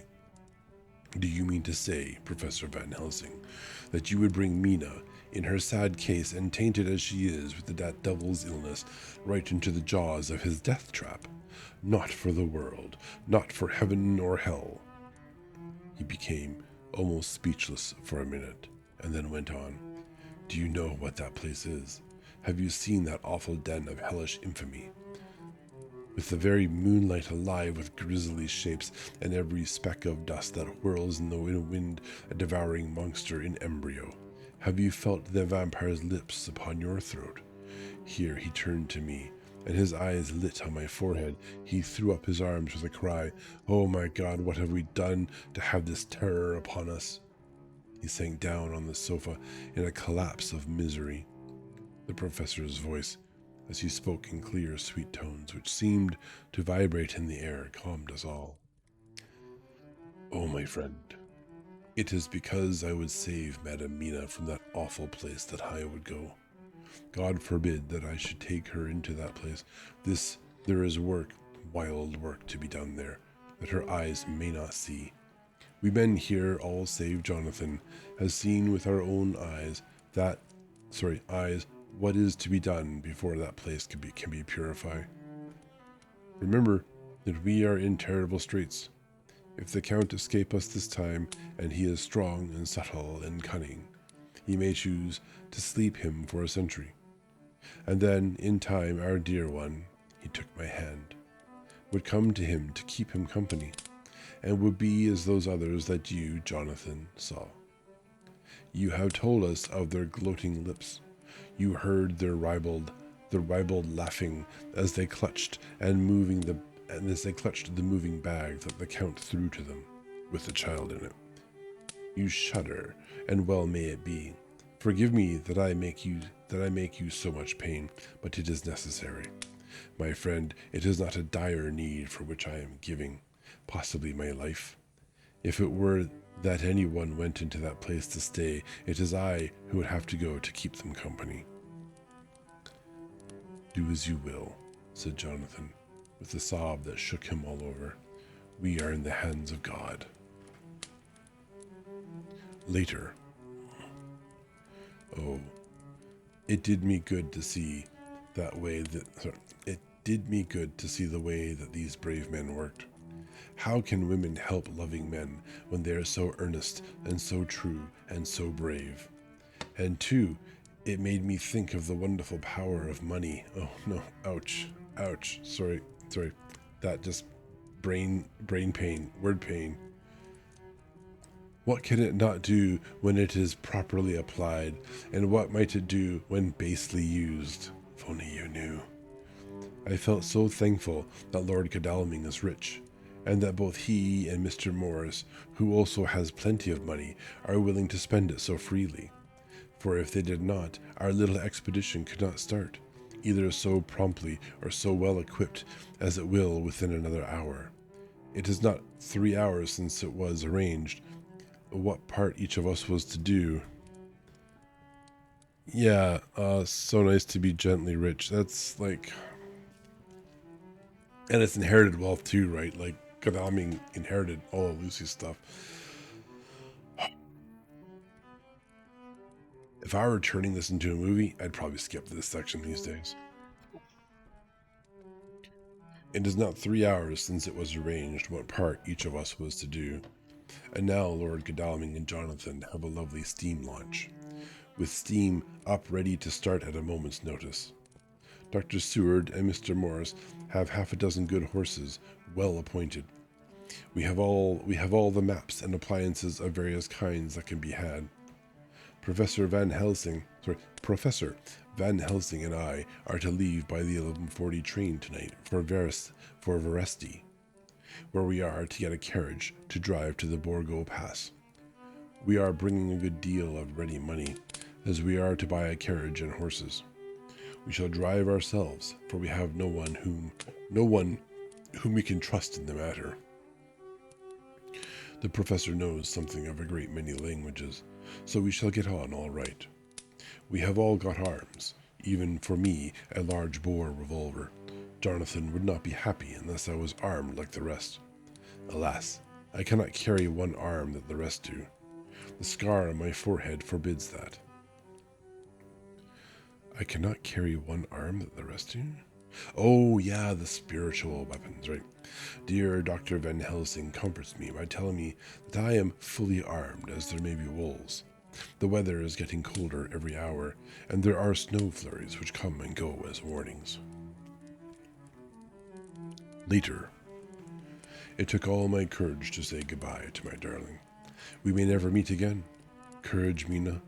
The professor is looking at you keenly. His look is a warning. There must be no tears now, unless it may be that God will let them fall in gladness. Jonathan Harker's journal.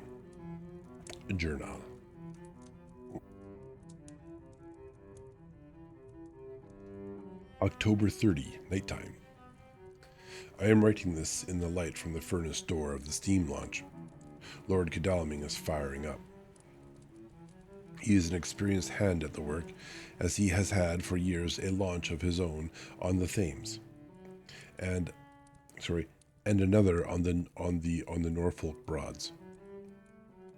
Regarding our plans, we finally decided that Mina's guess was correct, and that if any waterway was chosen for the Count's escape back to his castle, the Sereth and then the Bistrixa at its junction would be the one.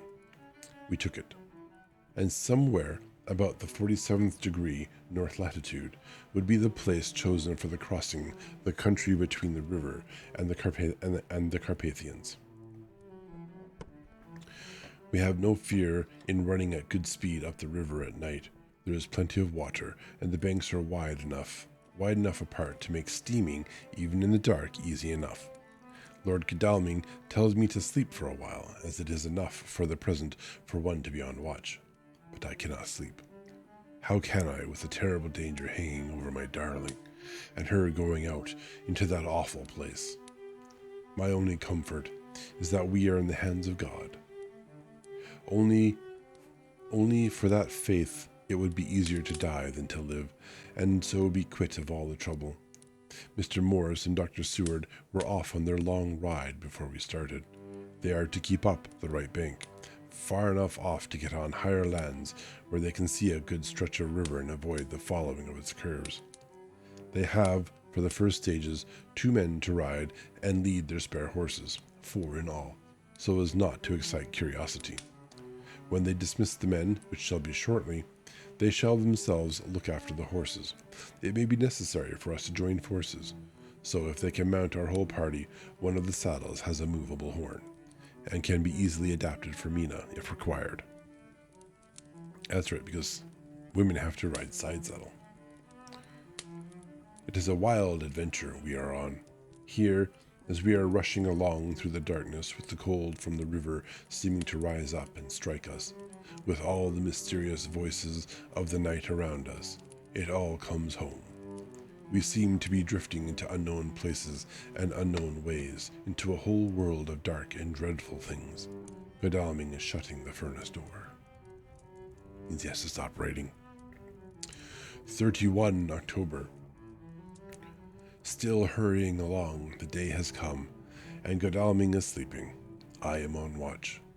The morning is bitterly cold. The furnace heat is grateful, though we have heavy fur coats.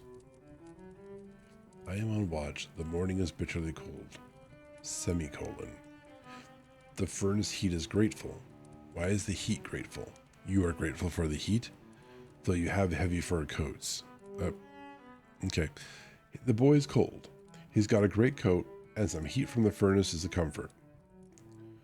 As yet, we have passed only a few open boats, but none of them had on board any box or package of anything like the size of the one we seek. The men were scared every time we turned our electric lamp on them and fell on their knees and prayed. That's a terrifying electric light. 1 November evening. No news all day. We have found nothing of the kind we seek. We have now passed into the Bistriza. We've now passed into a different place, and if we are wrong in our surmise, our chance is gone. We have overhauled every boat, big and little.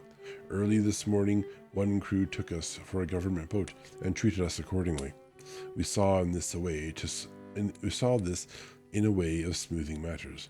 So at Fundu, where the Bistriza runs into the Sareth, we got a Romanian flag, which we now fly conspicuously. With every boat which we have overhauled since then, this trick has succeeded. We have had every deference shown to us, and not once any objection to whatever we chose to ask or do. Some of the Slovaks tell us that a big boat passed them, going at more than usual speed, as she had a double crew on board. This was before they came to Fundu, so they could not tell us whether the boat turned into the Bistriza. It's Bistritza. Striza. It's Bistriza? Maybe it's Bistriza. Maybe I gotta roll R's more in my life. Or continue up on the Sareth. At Fundu, we could not hear of any such boat, so she must have passed there in the night. I am feeling very sleepy. The cold is perhaps beginning to tell upon me, and nature must have rest sometime. Godalming insists he shall keep the first watch. God bless him for all his goodness to poor dear Mina and me. 2 November, morning. It is broad daylight. That good fellow would not wake me. He says it would have been a sin to, for I slept peacefully and was forgetting my trouble. It seems brutally selfish to me to have slept so long and let him watch all night, but he was quite right. I am a new man this morning, and as I sit here and watch him sleeping, I can do all that is necessary, both as to minding the engine, steering, and keeping watch. I can feel that my strength and energy are coming back to me. I wonder where Mina is now, and Van Helsing. They should have got to Veresti about noon on Wednesday. It would take them some time to get the carriage and horses, so if they had started and traveled hard, they would be about now at the Borgo Pass. God guide and help them. I am afraid to think what may happen. If we could only go faster, but we cannot. The engines are throbbing and doing their utmost. I wonder how Dr. Seward and Mr. Morris are getting on. There seem to be endless streams running down the mountains into this river, but as none of them are very large at present, at all events, though they are terrible doubtless in winter and when the snows melt, the horsemen may not have met much obstruction. I hope that before we get to Strasbourg we may see them, for if by that time we have not overtaken the Count, it may be necessary to take counsel together what to do next. Dr. Seward's Diary. 2 November. 3 days on the road, no news, and no time to write it if there had been, for every moment is precious. We have had only the rest needful for the horses, but we are both bearing it wonderfully. These adventurous days of ours are turning up useful. We must push on. We shall never feel happy till we get the launch in sight again. 3 November. We heard at Fundu that the launch had gone up the Bistriza. I wish it wasn't so cold. There are signs of snow coming, and if it falls heavy, it will stop us. In such case, we must get a sled, and go on. Russian fashion. Canadian fashion, maybe. 4 November. Today we heard of the launch having been detained by an accident when trying to force a way up the rapids. The Slovak boats get up all right by aid of a rope and steering with knowledge. Some went up only a few hours before. Godalming is an amateur fitter himself, and evidently it was he who put the launch in trim again. Finally, they got up the rapids all right, with local help, and are off on the chase afresh. I fear that the boat is not any better for the accident. The peasantry tell us that after she got upon smooth water again, she kept stopping every now and again, so long as she was in sight. We must push on harder than ever. Our help may be wanted soon. Mina Hooker's journal, 31 October. So this is a few days ago. Yeah, like 4 or 5 days ago. Arrived at Vresti at noon. The professor tells me that this morning at dawn he could hardly hypnotize me at all, and that all I could say was dark and quiet. He is off now buying a carriage and horses. He says that he will later on try to buy additional horses, so that we may be able to change them on the way. We have something more than 70 miles before us. The country is lovely and most interesting, if only we were under different conditions. How delightful it would be to see it all. If Jonathan and I were driving through it alone, what a pleasure it would be. To stop and see people and learn something of their life, and to fill our minds and memories with all the color and picturesqueness of the whole world, the whole wild, beautiful country, and the quaint people. But alas. Later, Dr. Van Helsing has returned. He has got the carriage and horses. We are to have some dinner and start in an hour. The landlady is putting us up a huge basket of provisions. It seems enough for a company of soldiers. The professor encourages her and whispers to me that it may be a week before we can get any good food again. He has been shopping too, and has sent home such a wonderful lot of fur coats and wraps and all sorts of warm things. There will not be any chance of our being cold. He sent them home? And has sent home... Oh, maybe he went shopping and sent them back to wherever they're staying, I guess. I guess that's what home is. We shall soon be off. I am afraid to think what may happen to us. We are truly in the hands of God. He alone knows what may be, and I pray him with all the strength of my sad and humble soul that he will watch over my beloved husband. That whatever may happen, Jonathan may know that I loved him and honored him more than I can say, and that my latest and truest thought will be always for him. That's the end of the second last chapter, and we are about to come up to ads. So we're going to pause there, and then when we come back, we shall conclude Dracula. Yeah. Now we wait awkwardly in pseudo-silence with music from a violin in the background. And a sip of water. And we watch the progress bar shrink with the false promise of beloved advertising that everyone wants, appreciates, and loves, and streamers and broadcasters are excited for the fractions of pennies that are passed along to them. Streaming platforms. There must be a better way.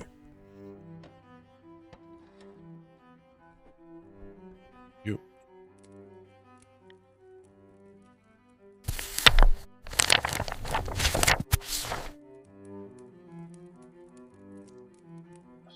Spray the throat one more time, I think.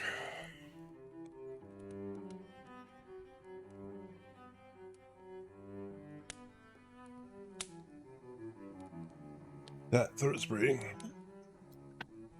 still doesn't taste particularly good, but I think I'm definitely used to it now.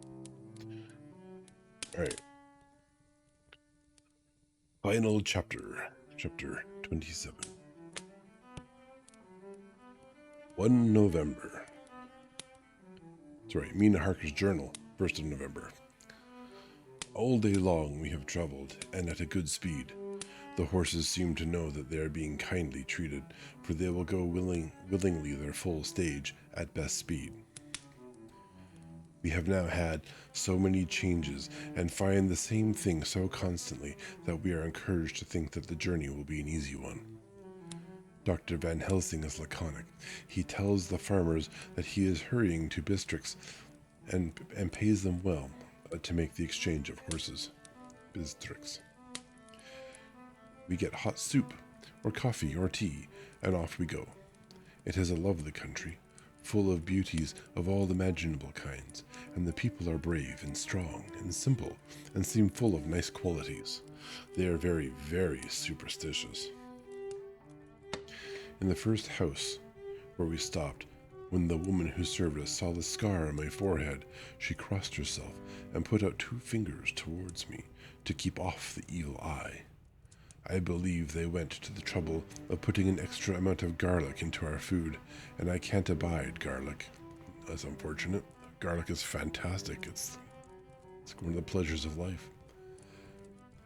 Ever since then, I have taken care not to take off my hat or veil, so to have escaped their suspicions. We are traveling fast, and as we have no driver with us to carry tales, we go ahead of scandal. But I dare say that fear of the evil eye will follow hard behind us all the way. The professor seems tireless. All day he would not take any rest, though he made me sleep for a long spell. At sunset time he hypnotized me, and he says that I answered as usual, darkness, lapping water and creaking wood.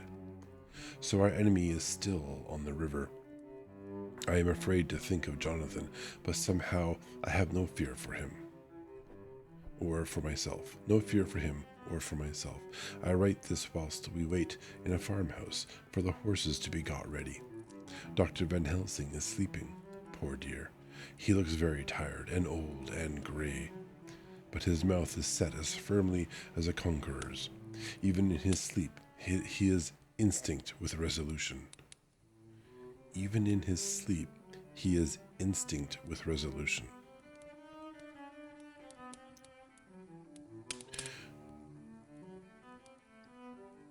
When we have well started, I must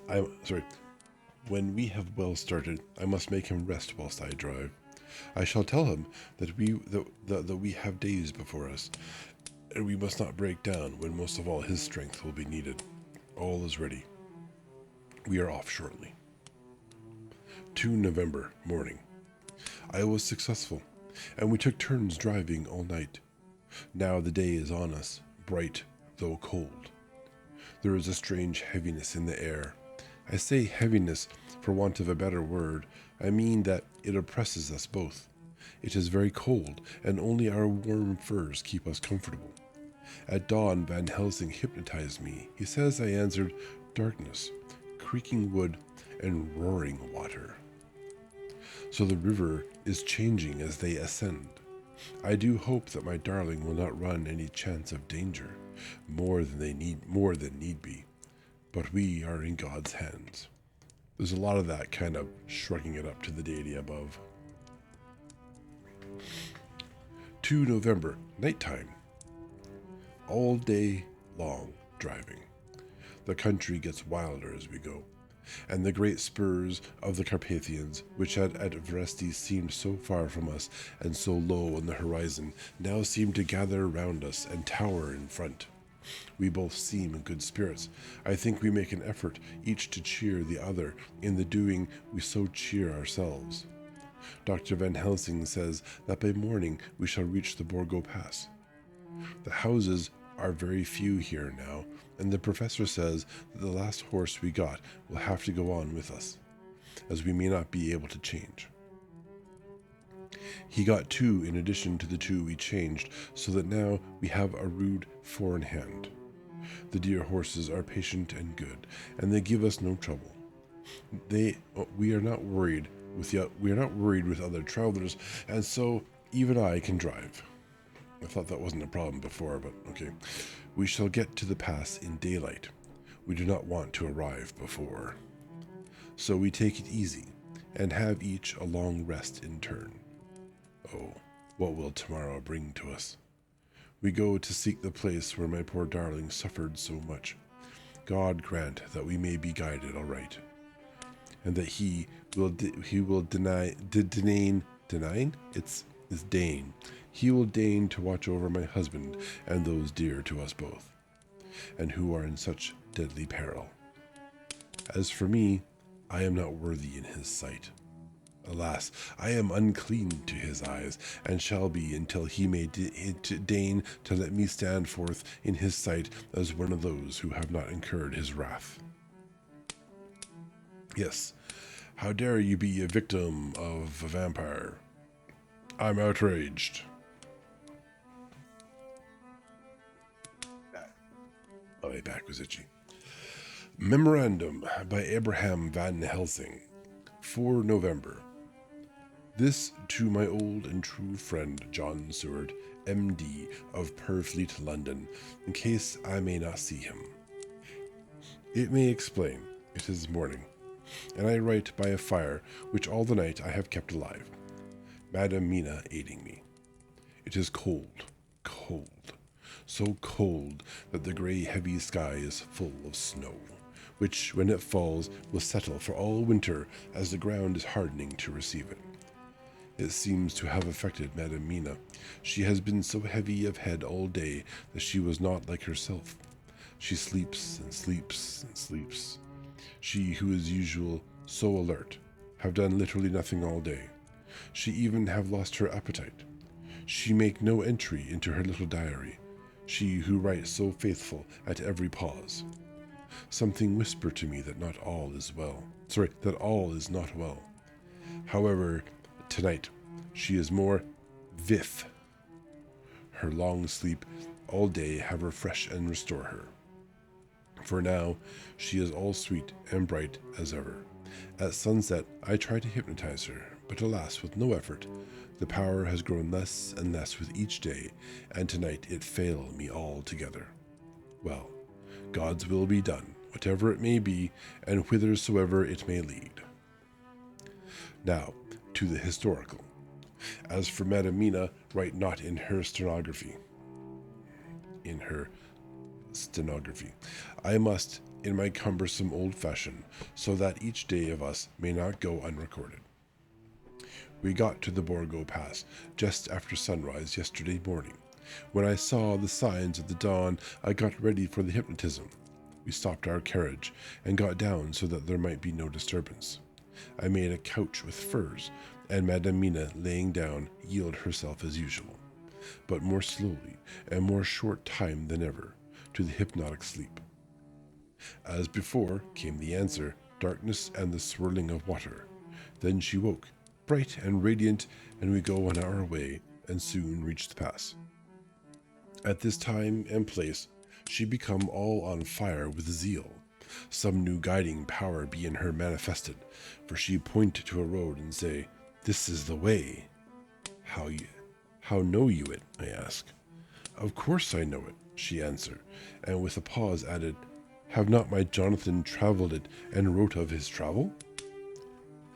At first I think somewhat strange, but soon I see that there be only one such byroad. It is used but little, and very different from the coach road from the Bukovina to Bistrix, which is more wide and hard, and more of use. So we came down this road. When we meet other ways, not always were we sure that they were roads at all, for they be neglect and light snow have fallen. The horses know, and they only. I give rein to them, and they go on so patient. By and by we find all the things which Jonathan have note in that wonderful diary of him. Then we go on for long hours and hours. At the first, I tell Madam Mina to sleep. She try, and she succeed.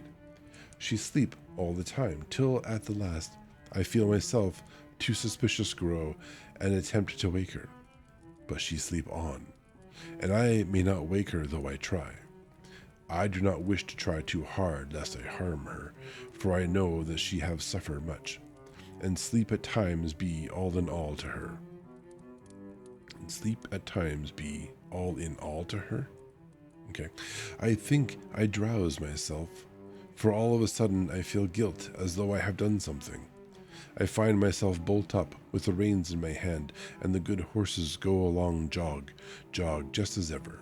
I look down and find Madam Mina still asleep. Or still asleep. It is now not far off sunset time, and over the snow the light of the sun flow in big yellow flood, so that we throw great long shadow on where mountain rise so steep, for we are going up, and all is oh so wild and rocky, as though it were the end of the world. Then I arouse Madam Mina. This time she wake with not much trouble, and then I try to put her to hypnotic sleep, but she sleep not, being as though I were not. Still I try and try, till all at once I find her and myself in dark.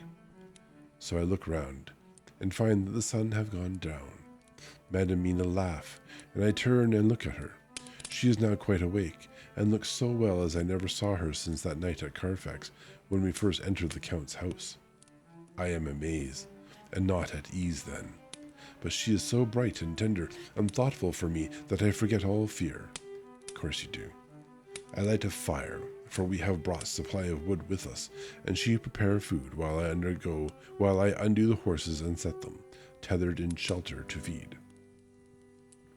Then, when I return to the fire, she have my supper ready. I go to help her, but she smile and tell me that she have eat already, that she was so hungry that she would not wait. I like it not, and I have grave doubts, but I fear to affright her, and so I am silent of it. She help me, and I eat alone, and then we wrap in fur and lie beside the fire, and I tell her to sleep while I watch.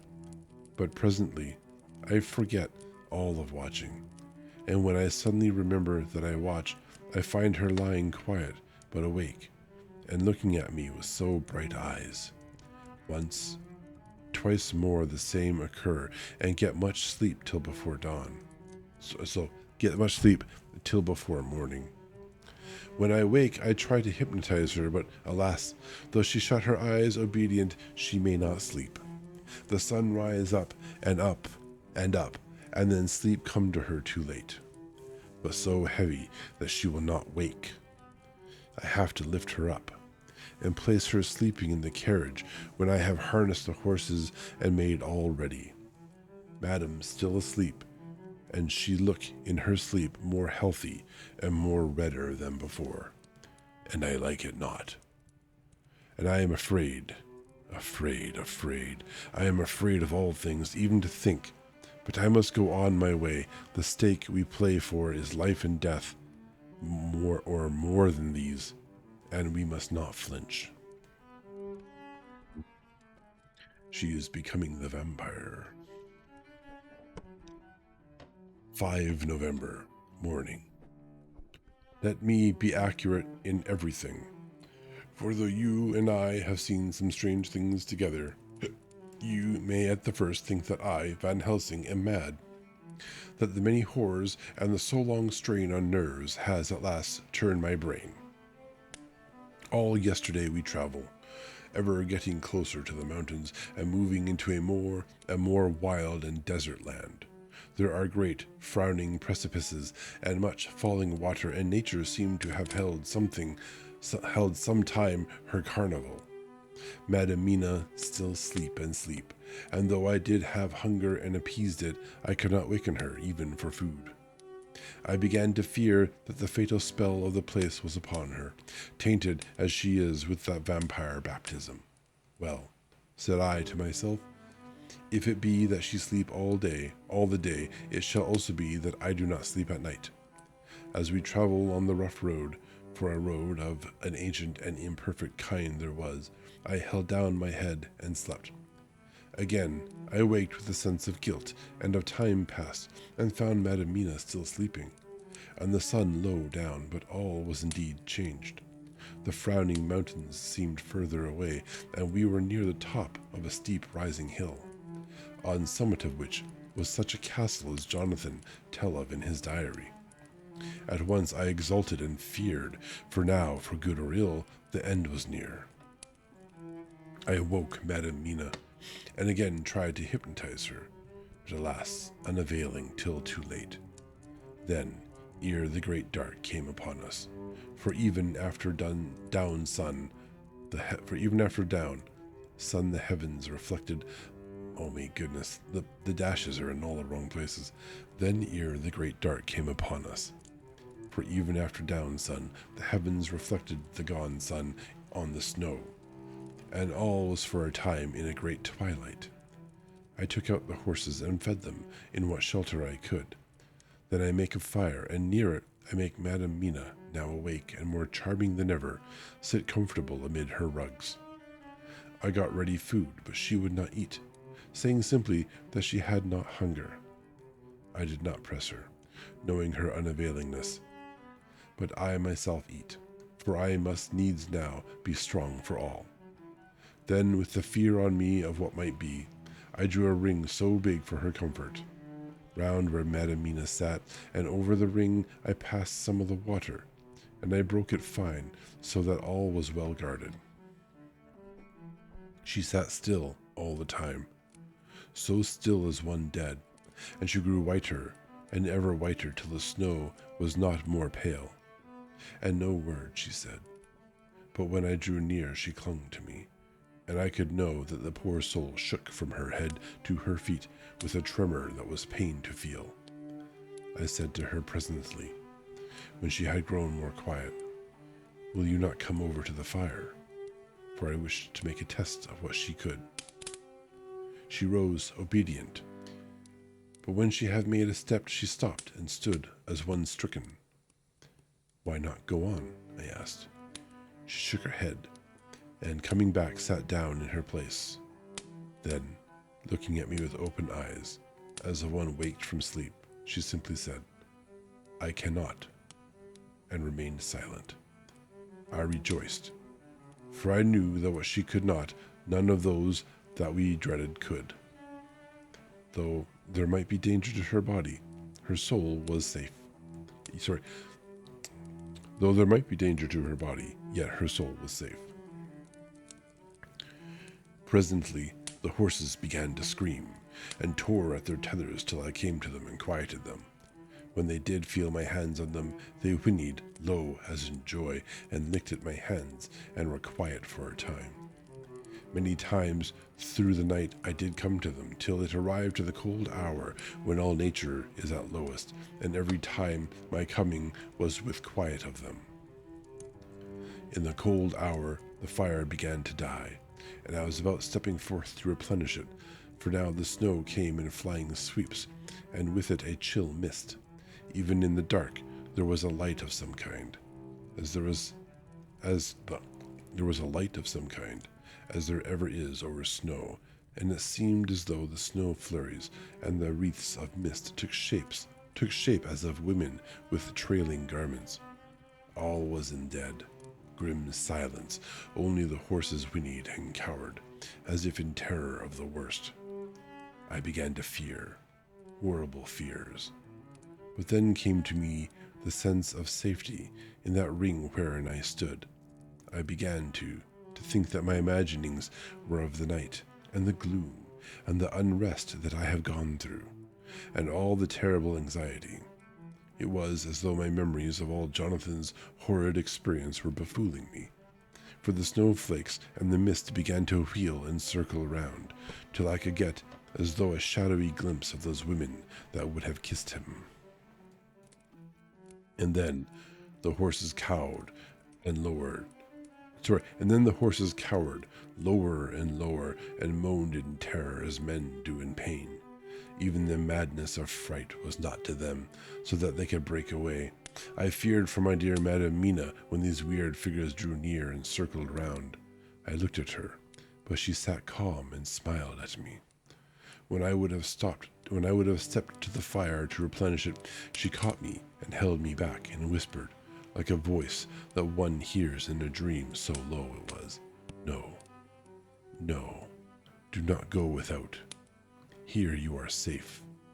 I turned to her, and looking in her eyes said, "But you, it is for you that I fear."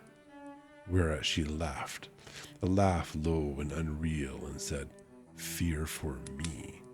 Why fear for me? None safer in all the world from them than I am." And as I wondered at the meaning of her words, a puff of wind made the flame leap up, and I see the red scar on her forehead. Then, alas, I knew, did I not? I would soon have learned, for the wheeling figures of mist and snow came closer, but keeping ever without the holy circle. Then they began to materialize, till, if God have not taken away my reason, for I saw it through my eyes, there were before me in actual flesh the same 3 women that Jonathan saw in the room, when they would have kissed his throat. I knew the swaying round forms, the bright hard eyes, the white teeth, the ruddy color, the voluptuous lips. They smiled, ever, at the poor, dear Madame Mina, and as their laugh came through the silence of the night, they twined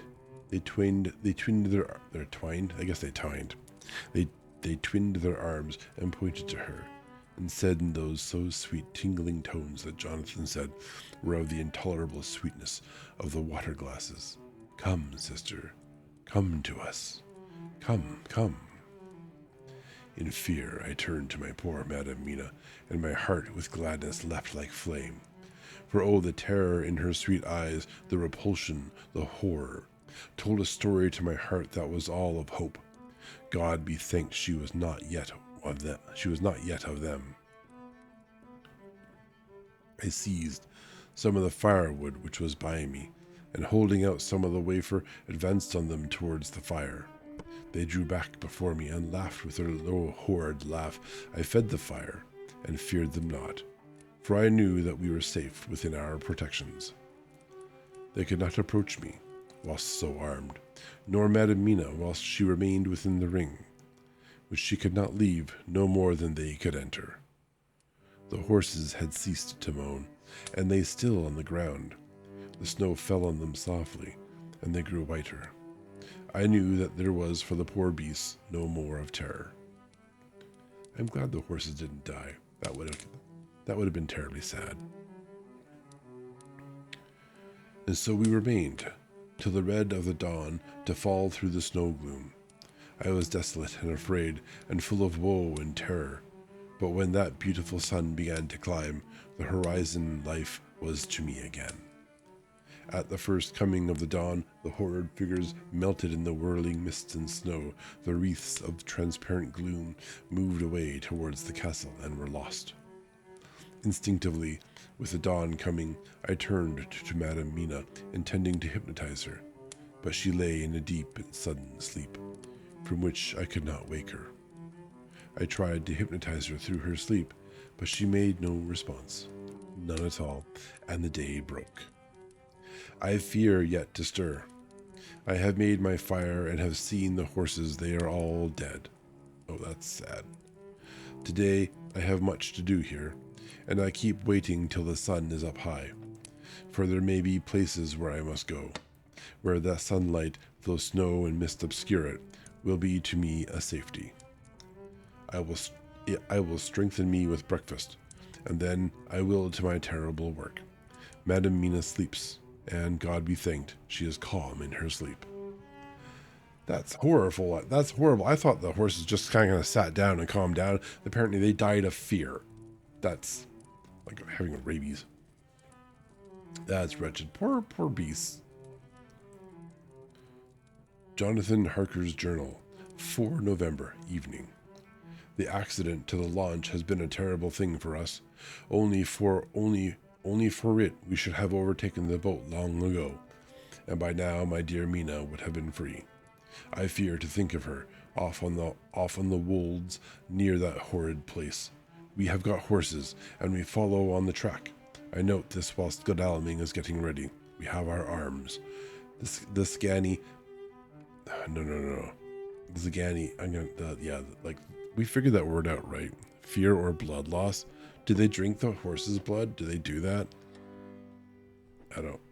like that's not what I got. I just like they were just cowed to the ground and then they died. Could be blood. I don't know. Do they drink animal blood? I feel like in a lot of vampire mythologies, like in movies and stuff, that's a thing. They grew pale. Oh, yeah, okay, sure. Perhaps they did. Vampires are evil. Horrible people. The Sagani, that's not how that's pronounced. I know that I don't remember how that's pronounced. It's been too long since the book read it. We had a lot of that word at the very beginning of the book. Must look out for if they mean a fight. The Sagani must look out if they mean fight. Oh, if only Morris and Seward were with us. We must only hope if I write no more goodbye. So, if I write no more goodbye, Mina, God bless and keep you. Dr. Seward's diary, 5 November, the next day. With the dawn, we saw the body of Sagani before us dashing away from the river with their liter wagon. They surrounded it in a cluster and hurried along as though beset. The snow is falling lightly, and there is a strange excitement in the air. It may be our own feelings, but the depression is strange. Far off, I hear the howling of wolves. The snow brings them down from the mountains, and there are dangers to all of us, and from all sides. The horses are nearly ready, and we are soon off. We ride to death of someone. God alone knows who, or where, or what, or when, or how it may be. Dr. Van Helsing's Memorandum, 5 November, afternoon. I am at least sane. Thank God for that mercy at all events. Though the proving it has been dreadful. When I left Madame Mina sleeping within the holy circle, I took my way to the castle. The blacksmith hammer, which I took in the carriage from Vresti, was useful. Though the doors were all open, I broke them off the rusty hinges, lest some ill intent or ill chance should close them, so that being entered, I might not get out. Jonathan's bitter experience served me here. By memory of his diary, I found my way to the old chapel, for I knew that here my work lay. The air was oppressive. It seemed as if there was some sulphurous fume, which at times made me dizzy. Either there was a roaring in my ears, or I heard afar off the howl of wolves. Then I bethought me of my dear Madame Mina, and I was in a terrible plight. The dilemma had me between his horns. Her, I had not dared to take into this place, but left safe from the vampire that holy circle, and yet even there would be the wolf. I resolved me that my work lay here, and that as to the wolves we must submit, if it were God's will. At any rate, it was only death, and freedom beyond. So did I choose for her. Had it but been for myself, the choice had been easy. The maw of the wolf were better to rest in than the grave of the vampire. So I make my choice to go on with my work. Also, the wolves are on his side, and in theory, he's not going to have her killed.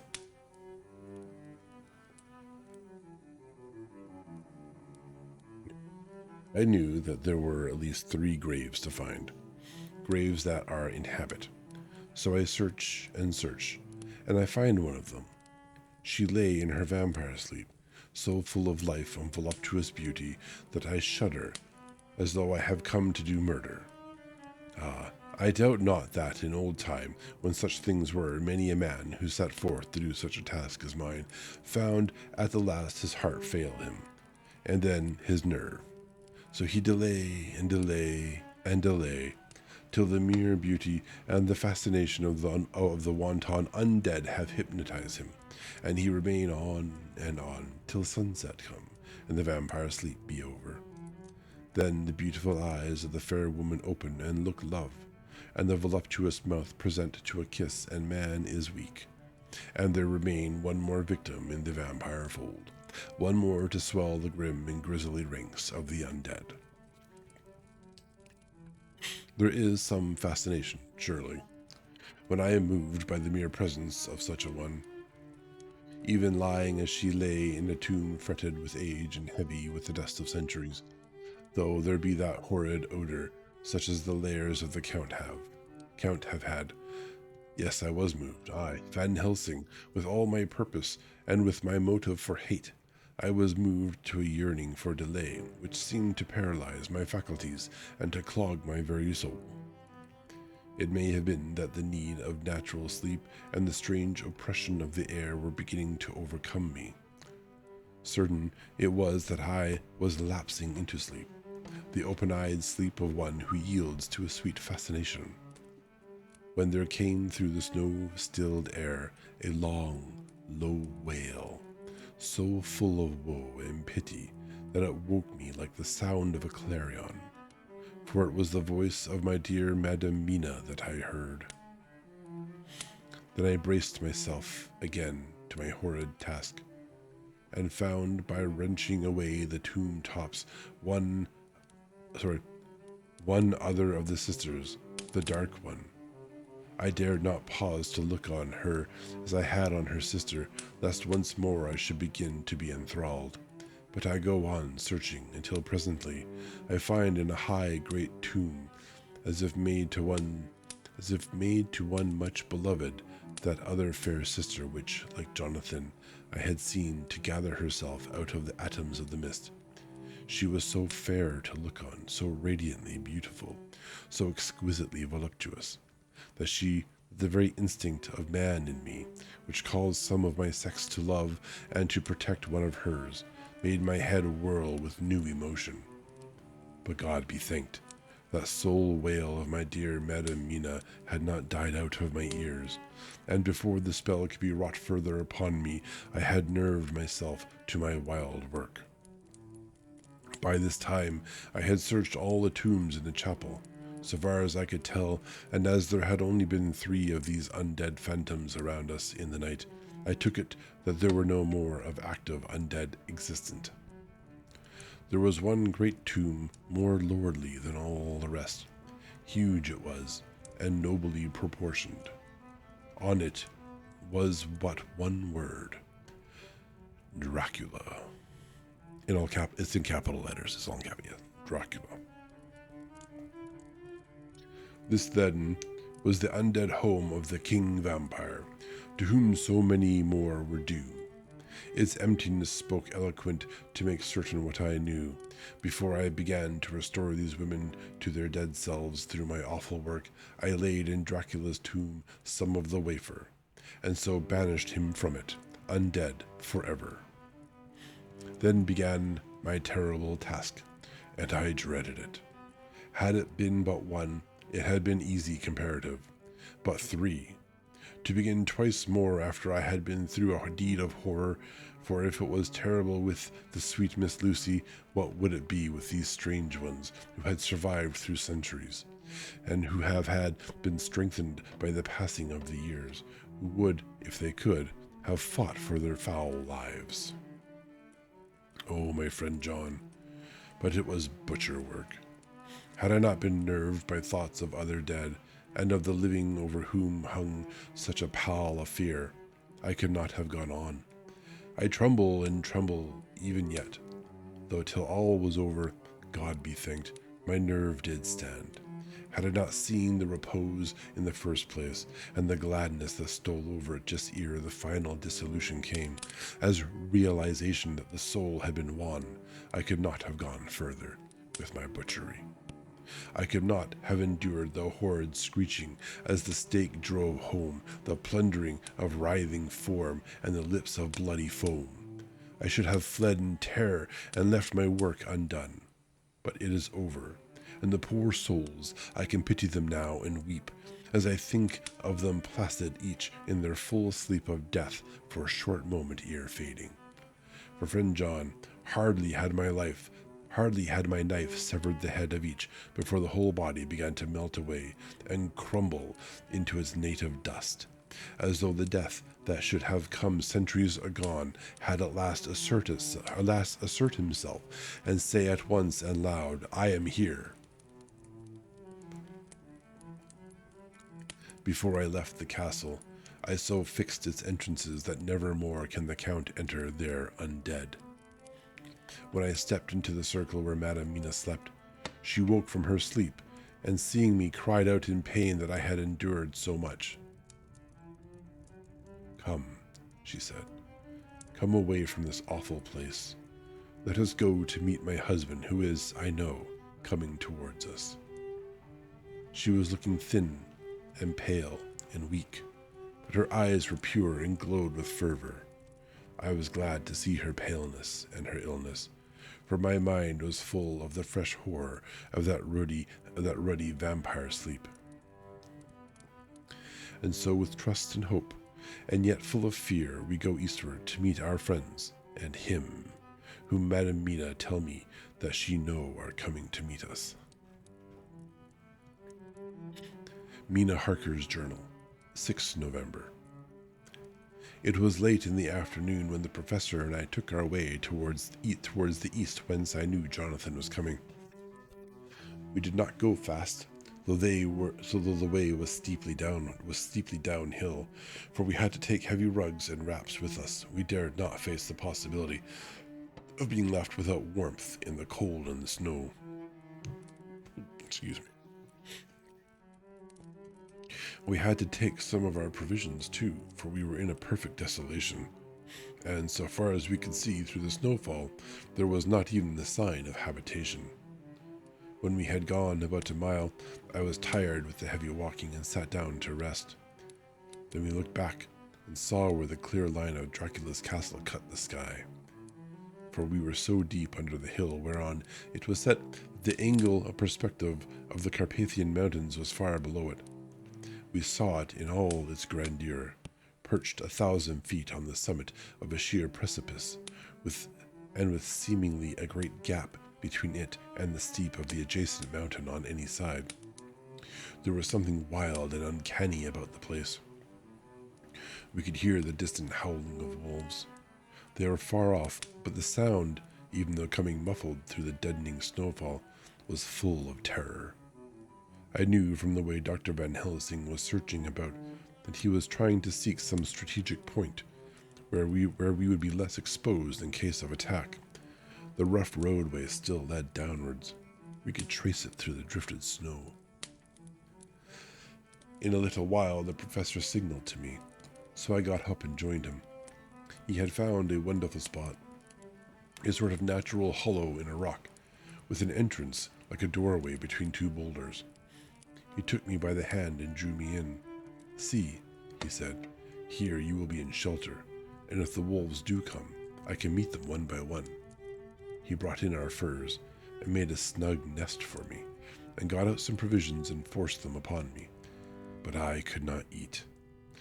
To even try to do so was repulsive to me, and much as I would have liked to please him, I could not bring myself to the attempt. He looked very sad, but not reproach me. Taking his field glasses from the case, he stood on the top of the rock and began to search the horizon. Suddenly he called out, "Look, Madame Mina, look, look!" I sprang up and stood beside him on the rock. He handed me his glasses and pointed. The snow was now falling more heavily and swirled about fiercely, for a high wind was beginning to blow. However, there were times when there were pauses between the snow flurries, and I could see a long way round. From the height where we were, it was possible to see a great distance, and far off beyond the white waste of snow, I could see the river lying like a black ribbon in kinks and curls as it wound its way. Straight in front of us, and not far off, in fact, so near that I wondered we had not noticed before, came a group of mounted men hurrying along. In the midst of them was a cart, a long litre wagon, which swept from side to side, like a dog's tail wagging, with each stern inequality of the road. Outlined against the snow as they were, I could see from the men's clothes that they were peasants or gypsies of some kind. On the cart was a great square chest. My heart leaped as I saw it, for I felt that the end was coming. The evening was now drawing close, and well I knew that the sunset the thing, and well I knew that at sunset the thing, which was till then imprisoned there, would take new freedom, and could in any of many forms elude all pursuit. In fear I turned to the professor. To my consternation, however, he was not there. An instant later I saw him below me. Round the rock he had drawn a circle, such as we had found shelter in last night. When he had completed it, he stood beside me again, saying, "At least you shall be safe here from him." He took the glasses from me, and at the next lull of the snow swept the whole space below us. "See," he said, "they come quickly. They are flogging the horses and galloping as hard as they can." He paused and went on in a hollow voice. "They are racing for the sunset. We may be too late.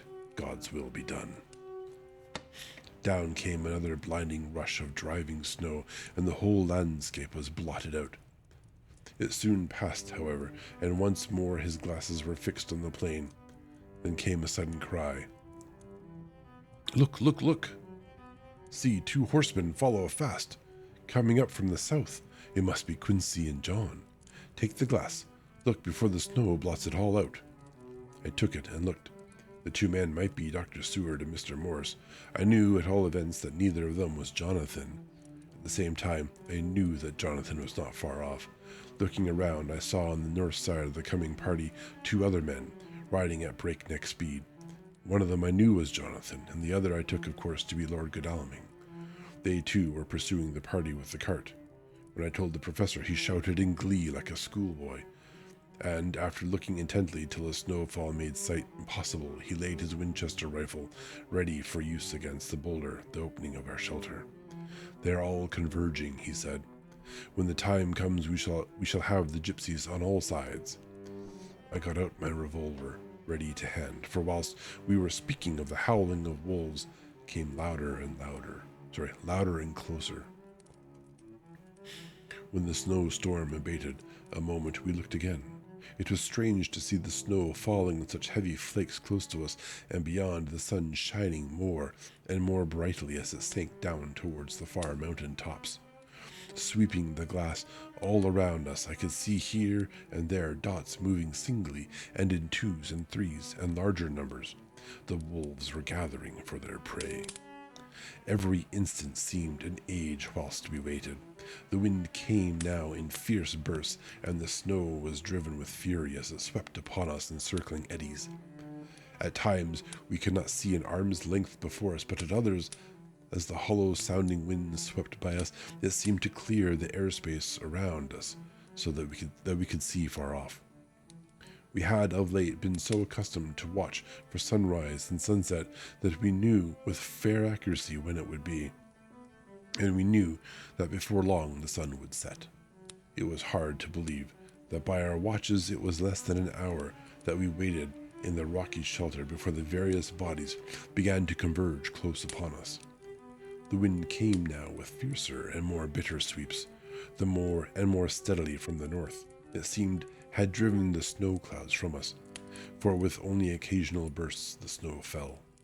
We could distinguish clearly the individuals of each party, the pursued and the pursuers. Strangely enough, those pursued did not seem to realize, or at least to care, that they were pursued. They seemed, however, to hasten with redoubled speed as the sun dropped lower and lower on the mountain tops. Closer and closer they drew. The professor and I crouched down behind our rock and held our weapons ready. I could see that he was determined that they should not pass. One and all were quite unaware of our presence. All at once 2 voices shouted out, "Halt!"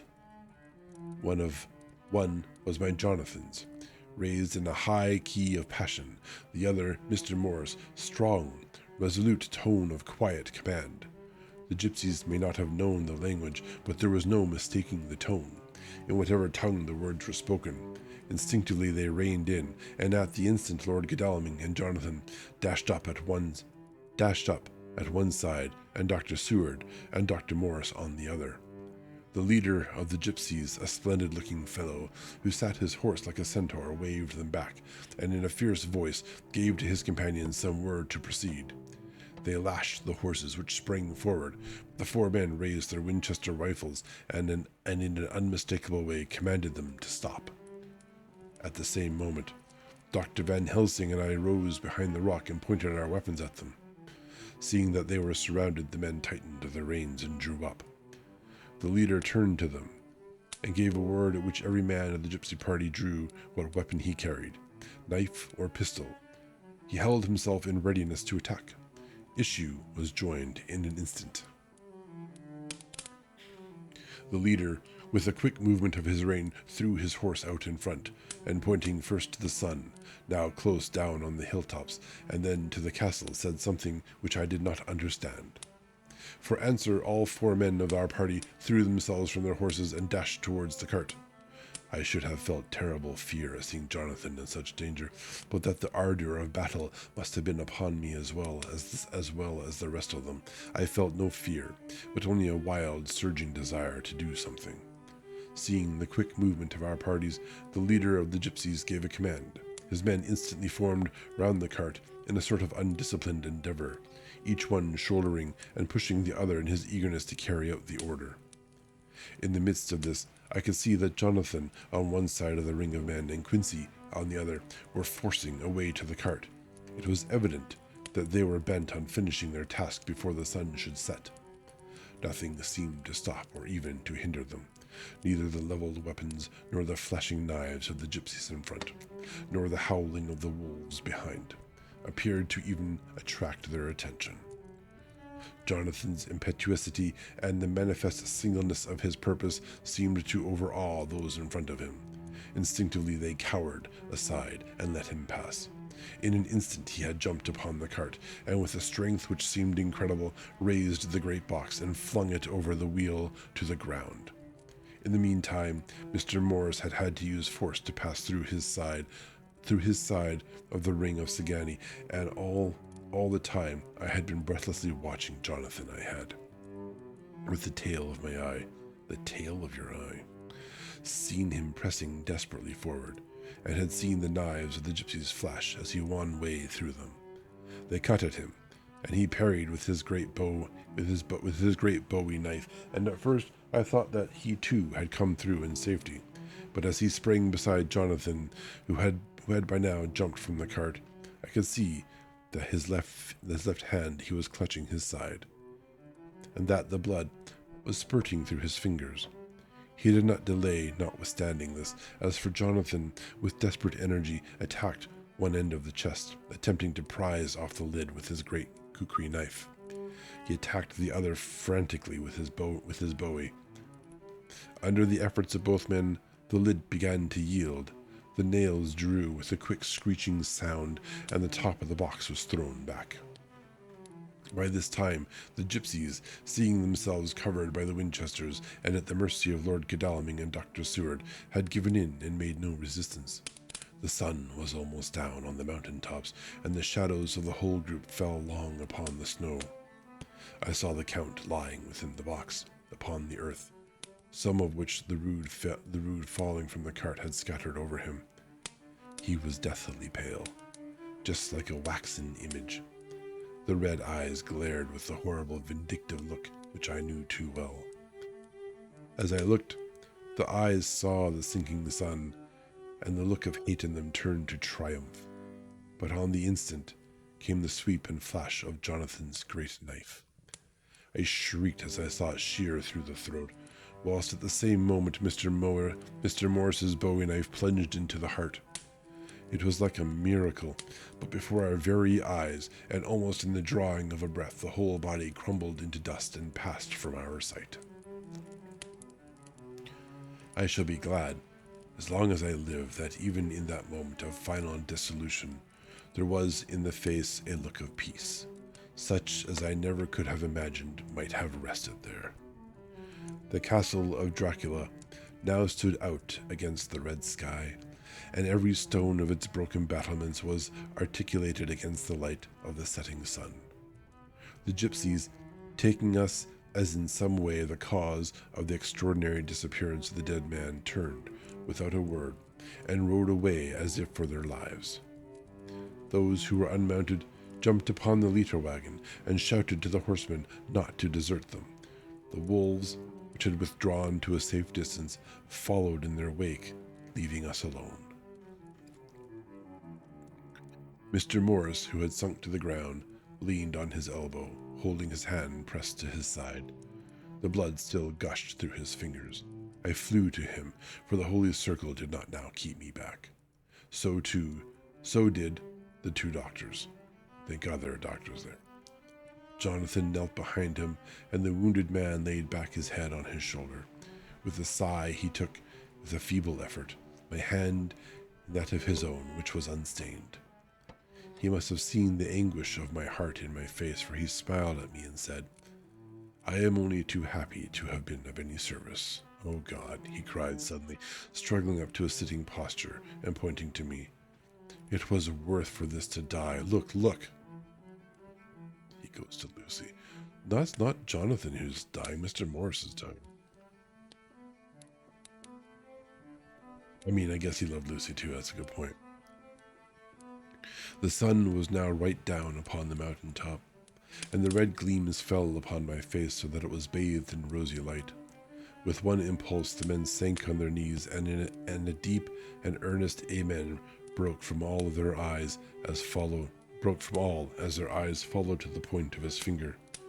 The dying man spoke. "Now God be thanked that all has not been in vain. See, the snow is not more stainless than her forehead. The curse has passed away." And, to our bitter grief, with a smile and in silence, he died, a gallant gentleman. There's a note. 7 years ago we all went through the flames, and the happiness of some of us is then, we think, well worth the pain we endured. It is an added joy to Mina and to me that our boy's birthday is the same day as that on which Quincy Morris died. His mother holds, I know, the secret belief that some of our brave friend's spirit has passed into him. His bundle of names links all our little band of men together, but we call him Quincy. In the summer of this year, we made a journey to Transylvania and went over the old ground, which was and is to us so full of vivid and terrible memories. It was almost impossible to believe that the things which we had seen with our own eyes and heard with our own ears were living truths. Every trace of all that had been was blotted out. The castle stood as before, reared high above a waste of desolation. When we got home, we were talking of the old time, which we could all look back on without despair, for Godalming and Seward are both happily married.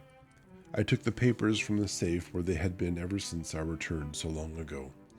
We were struck with the fact that in all the mass of material of which the record is composed, there is hardly one authentic document. Nothing but a mass of typewriting, except the latter notebooks of Mina and Seward and myself, and Van Helsing's memorandum. We could hardly ask anyone, even did we wish to accept these as proofs of so wild a story. Van Helsing summed it all up, as he said, with our boy on his knee. "We want no proofs. We ask none to believe us. This boy will someday know what a brave and gallant woman his mother is. Already he knows her sweetness and loving care. Later on he will understand how some men so loved her, that they did dare much for her sake." Jonathan Harker. The end. We did that just before I thank you for snoozing.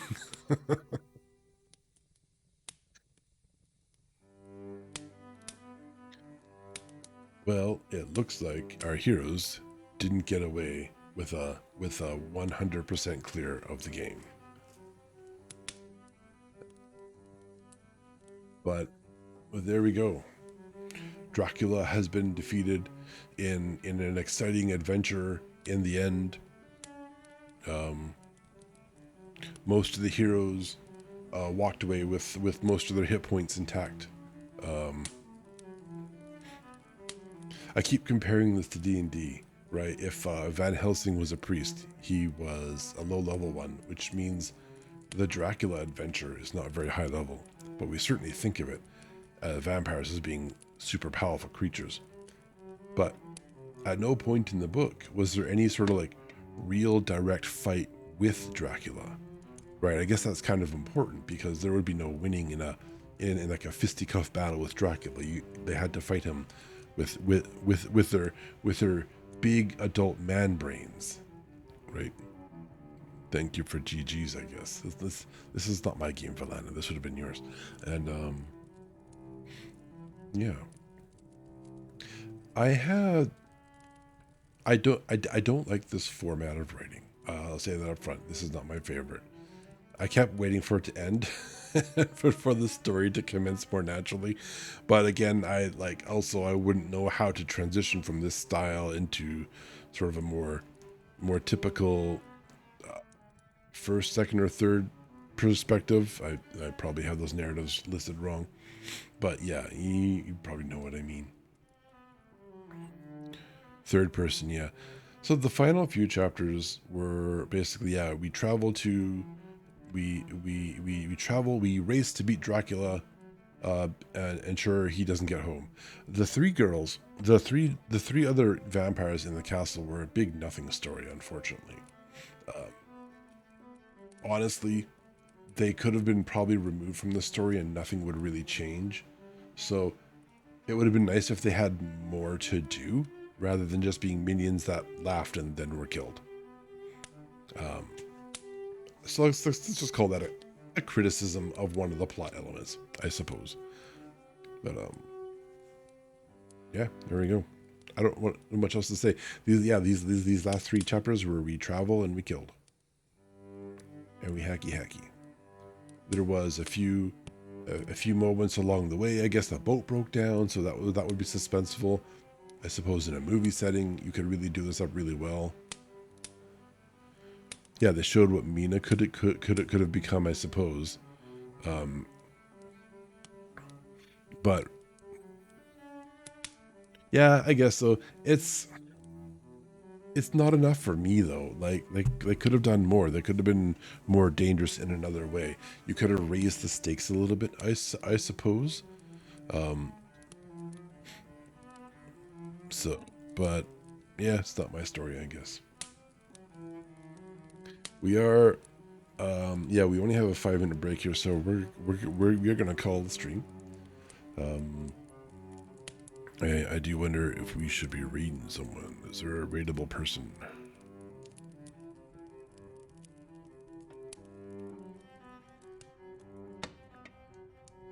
Did you snooze again? I'm gonna use up all my snoozes.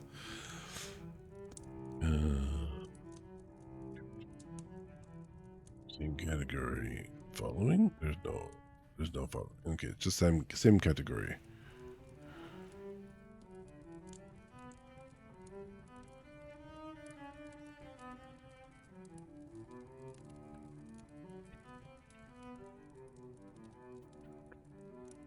We have a small category. Holy cow.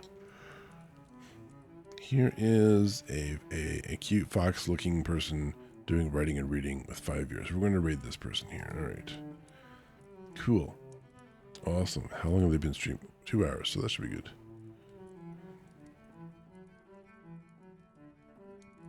Okay.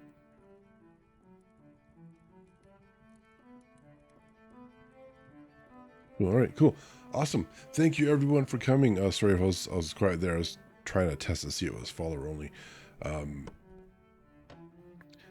Do please remember to return your reading material to the shelves before we leave, and remember to be kind to one another.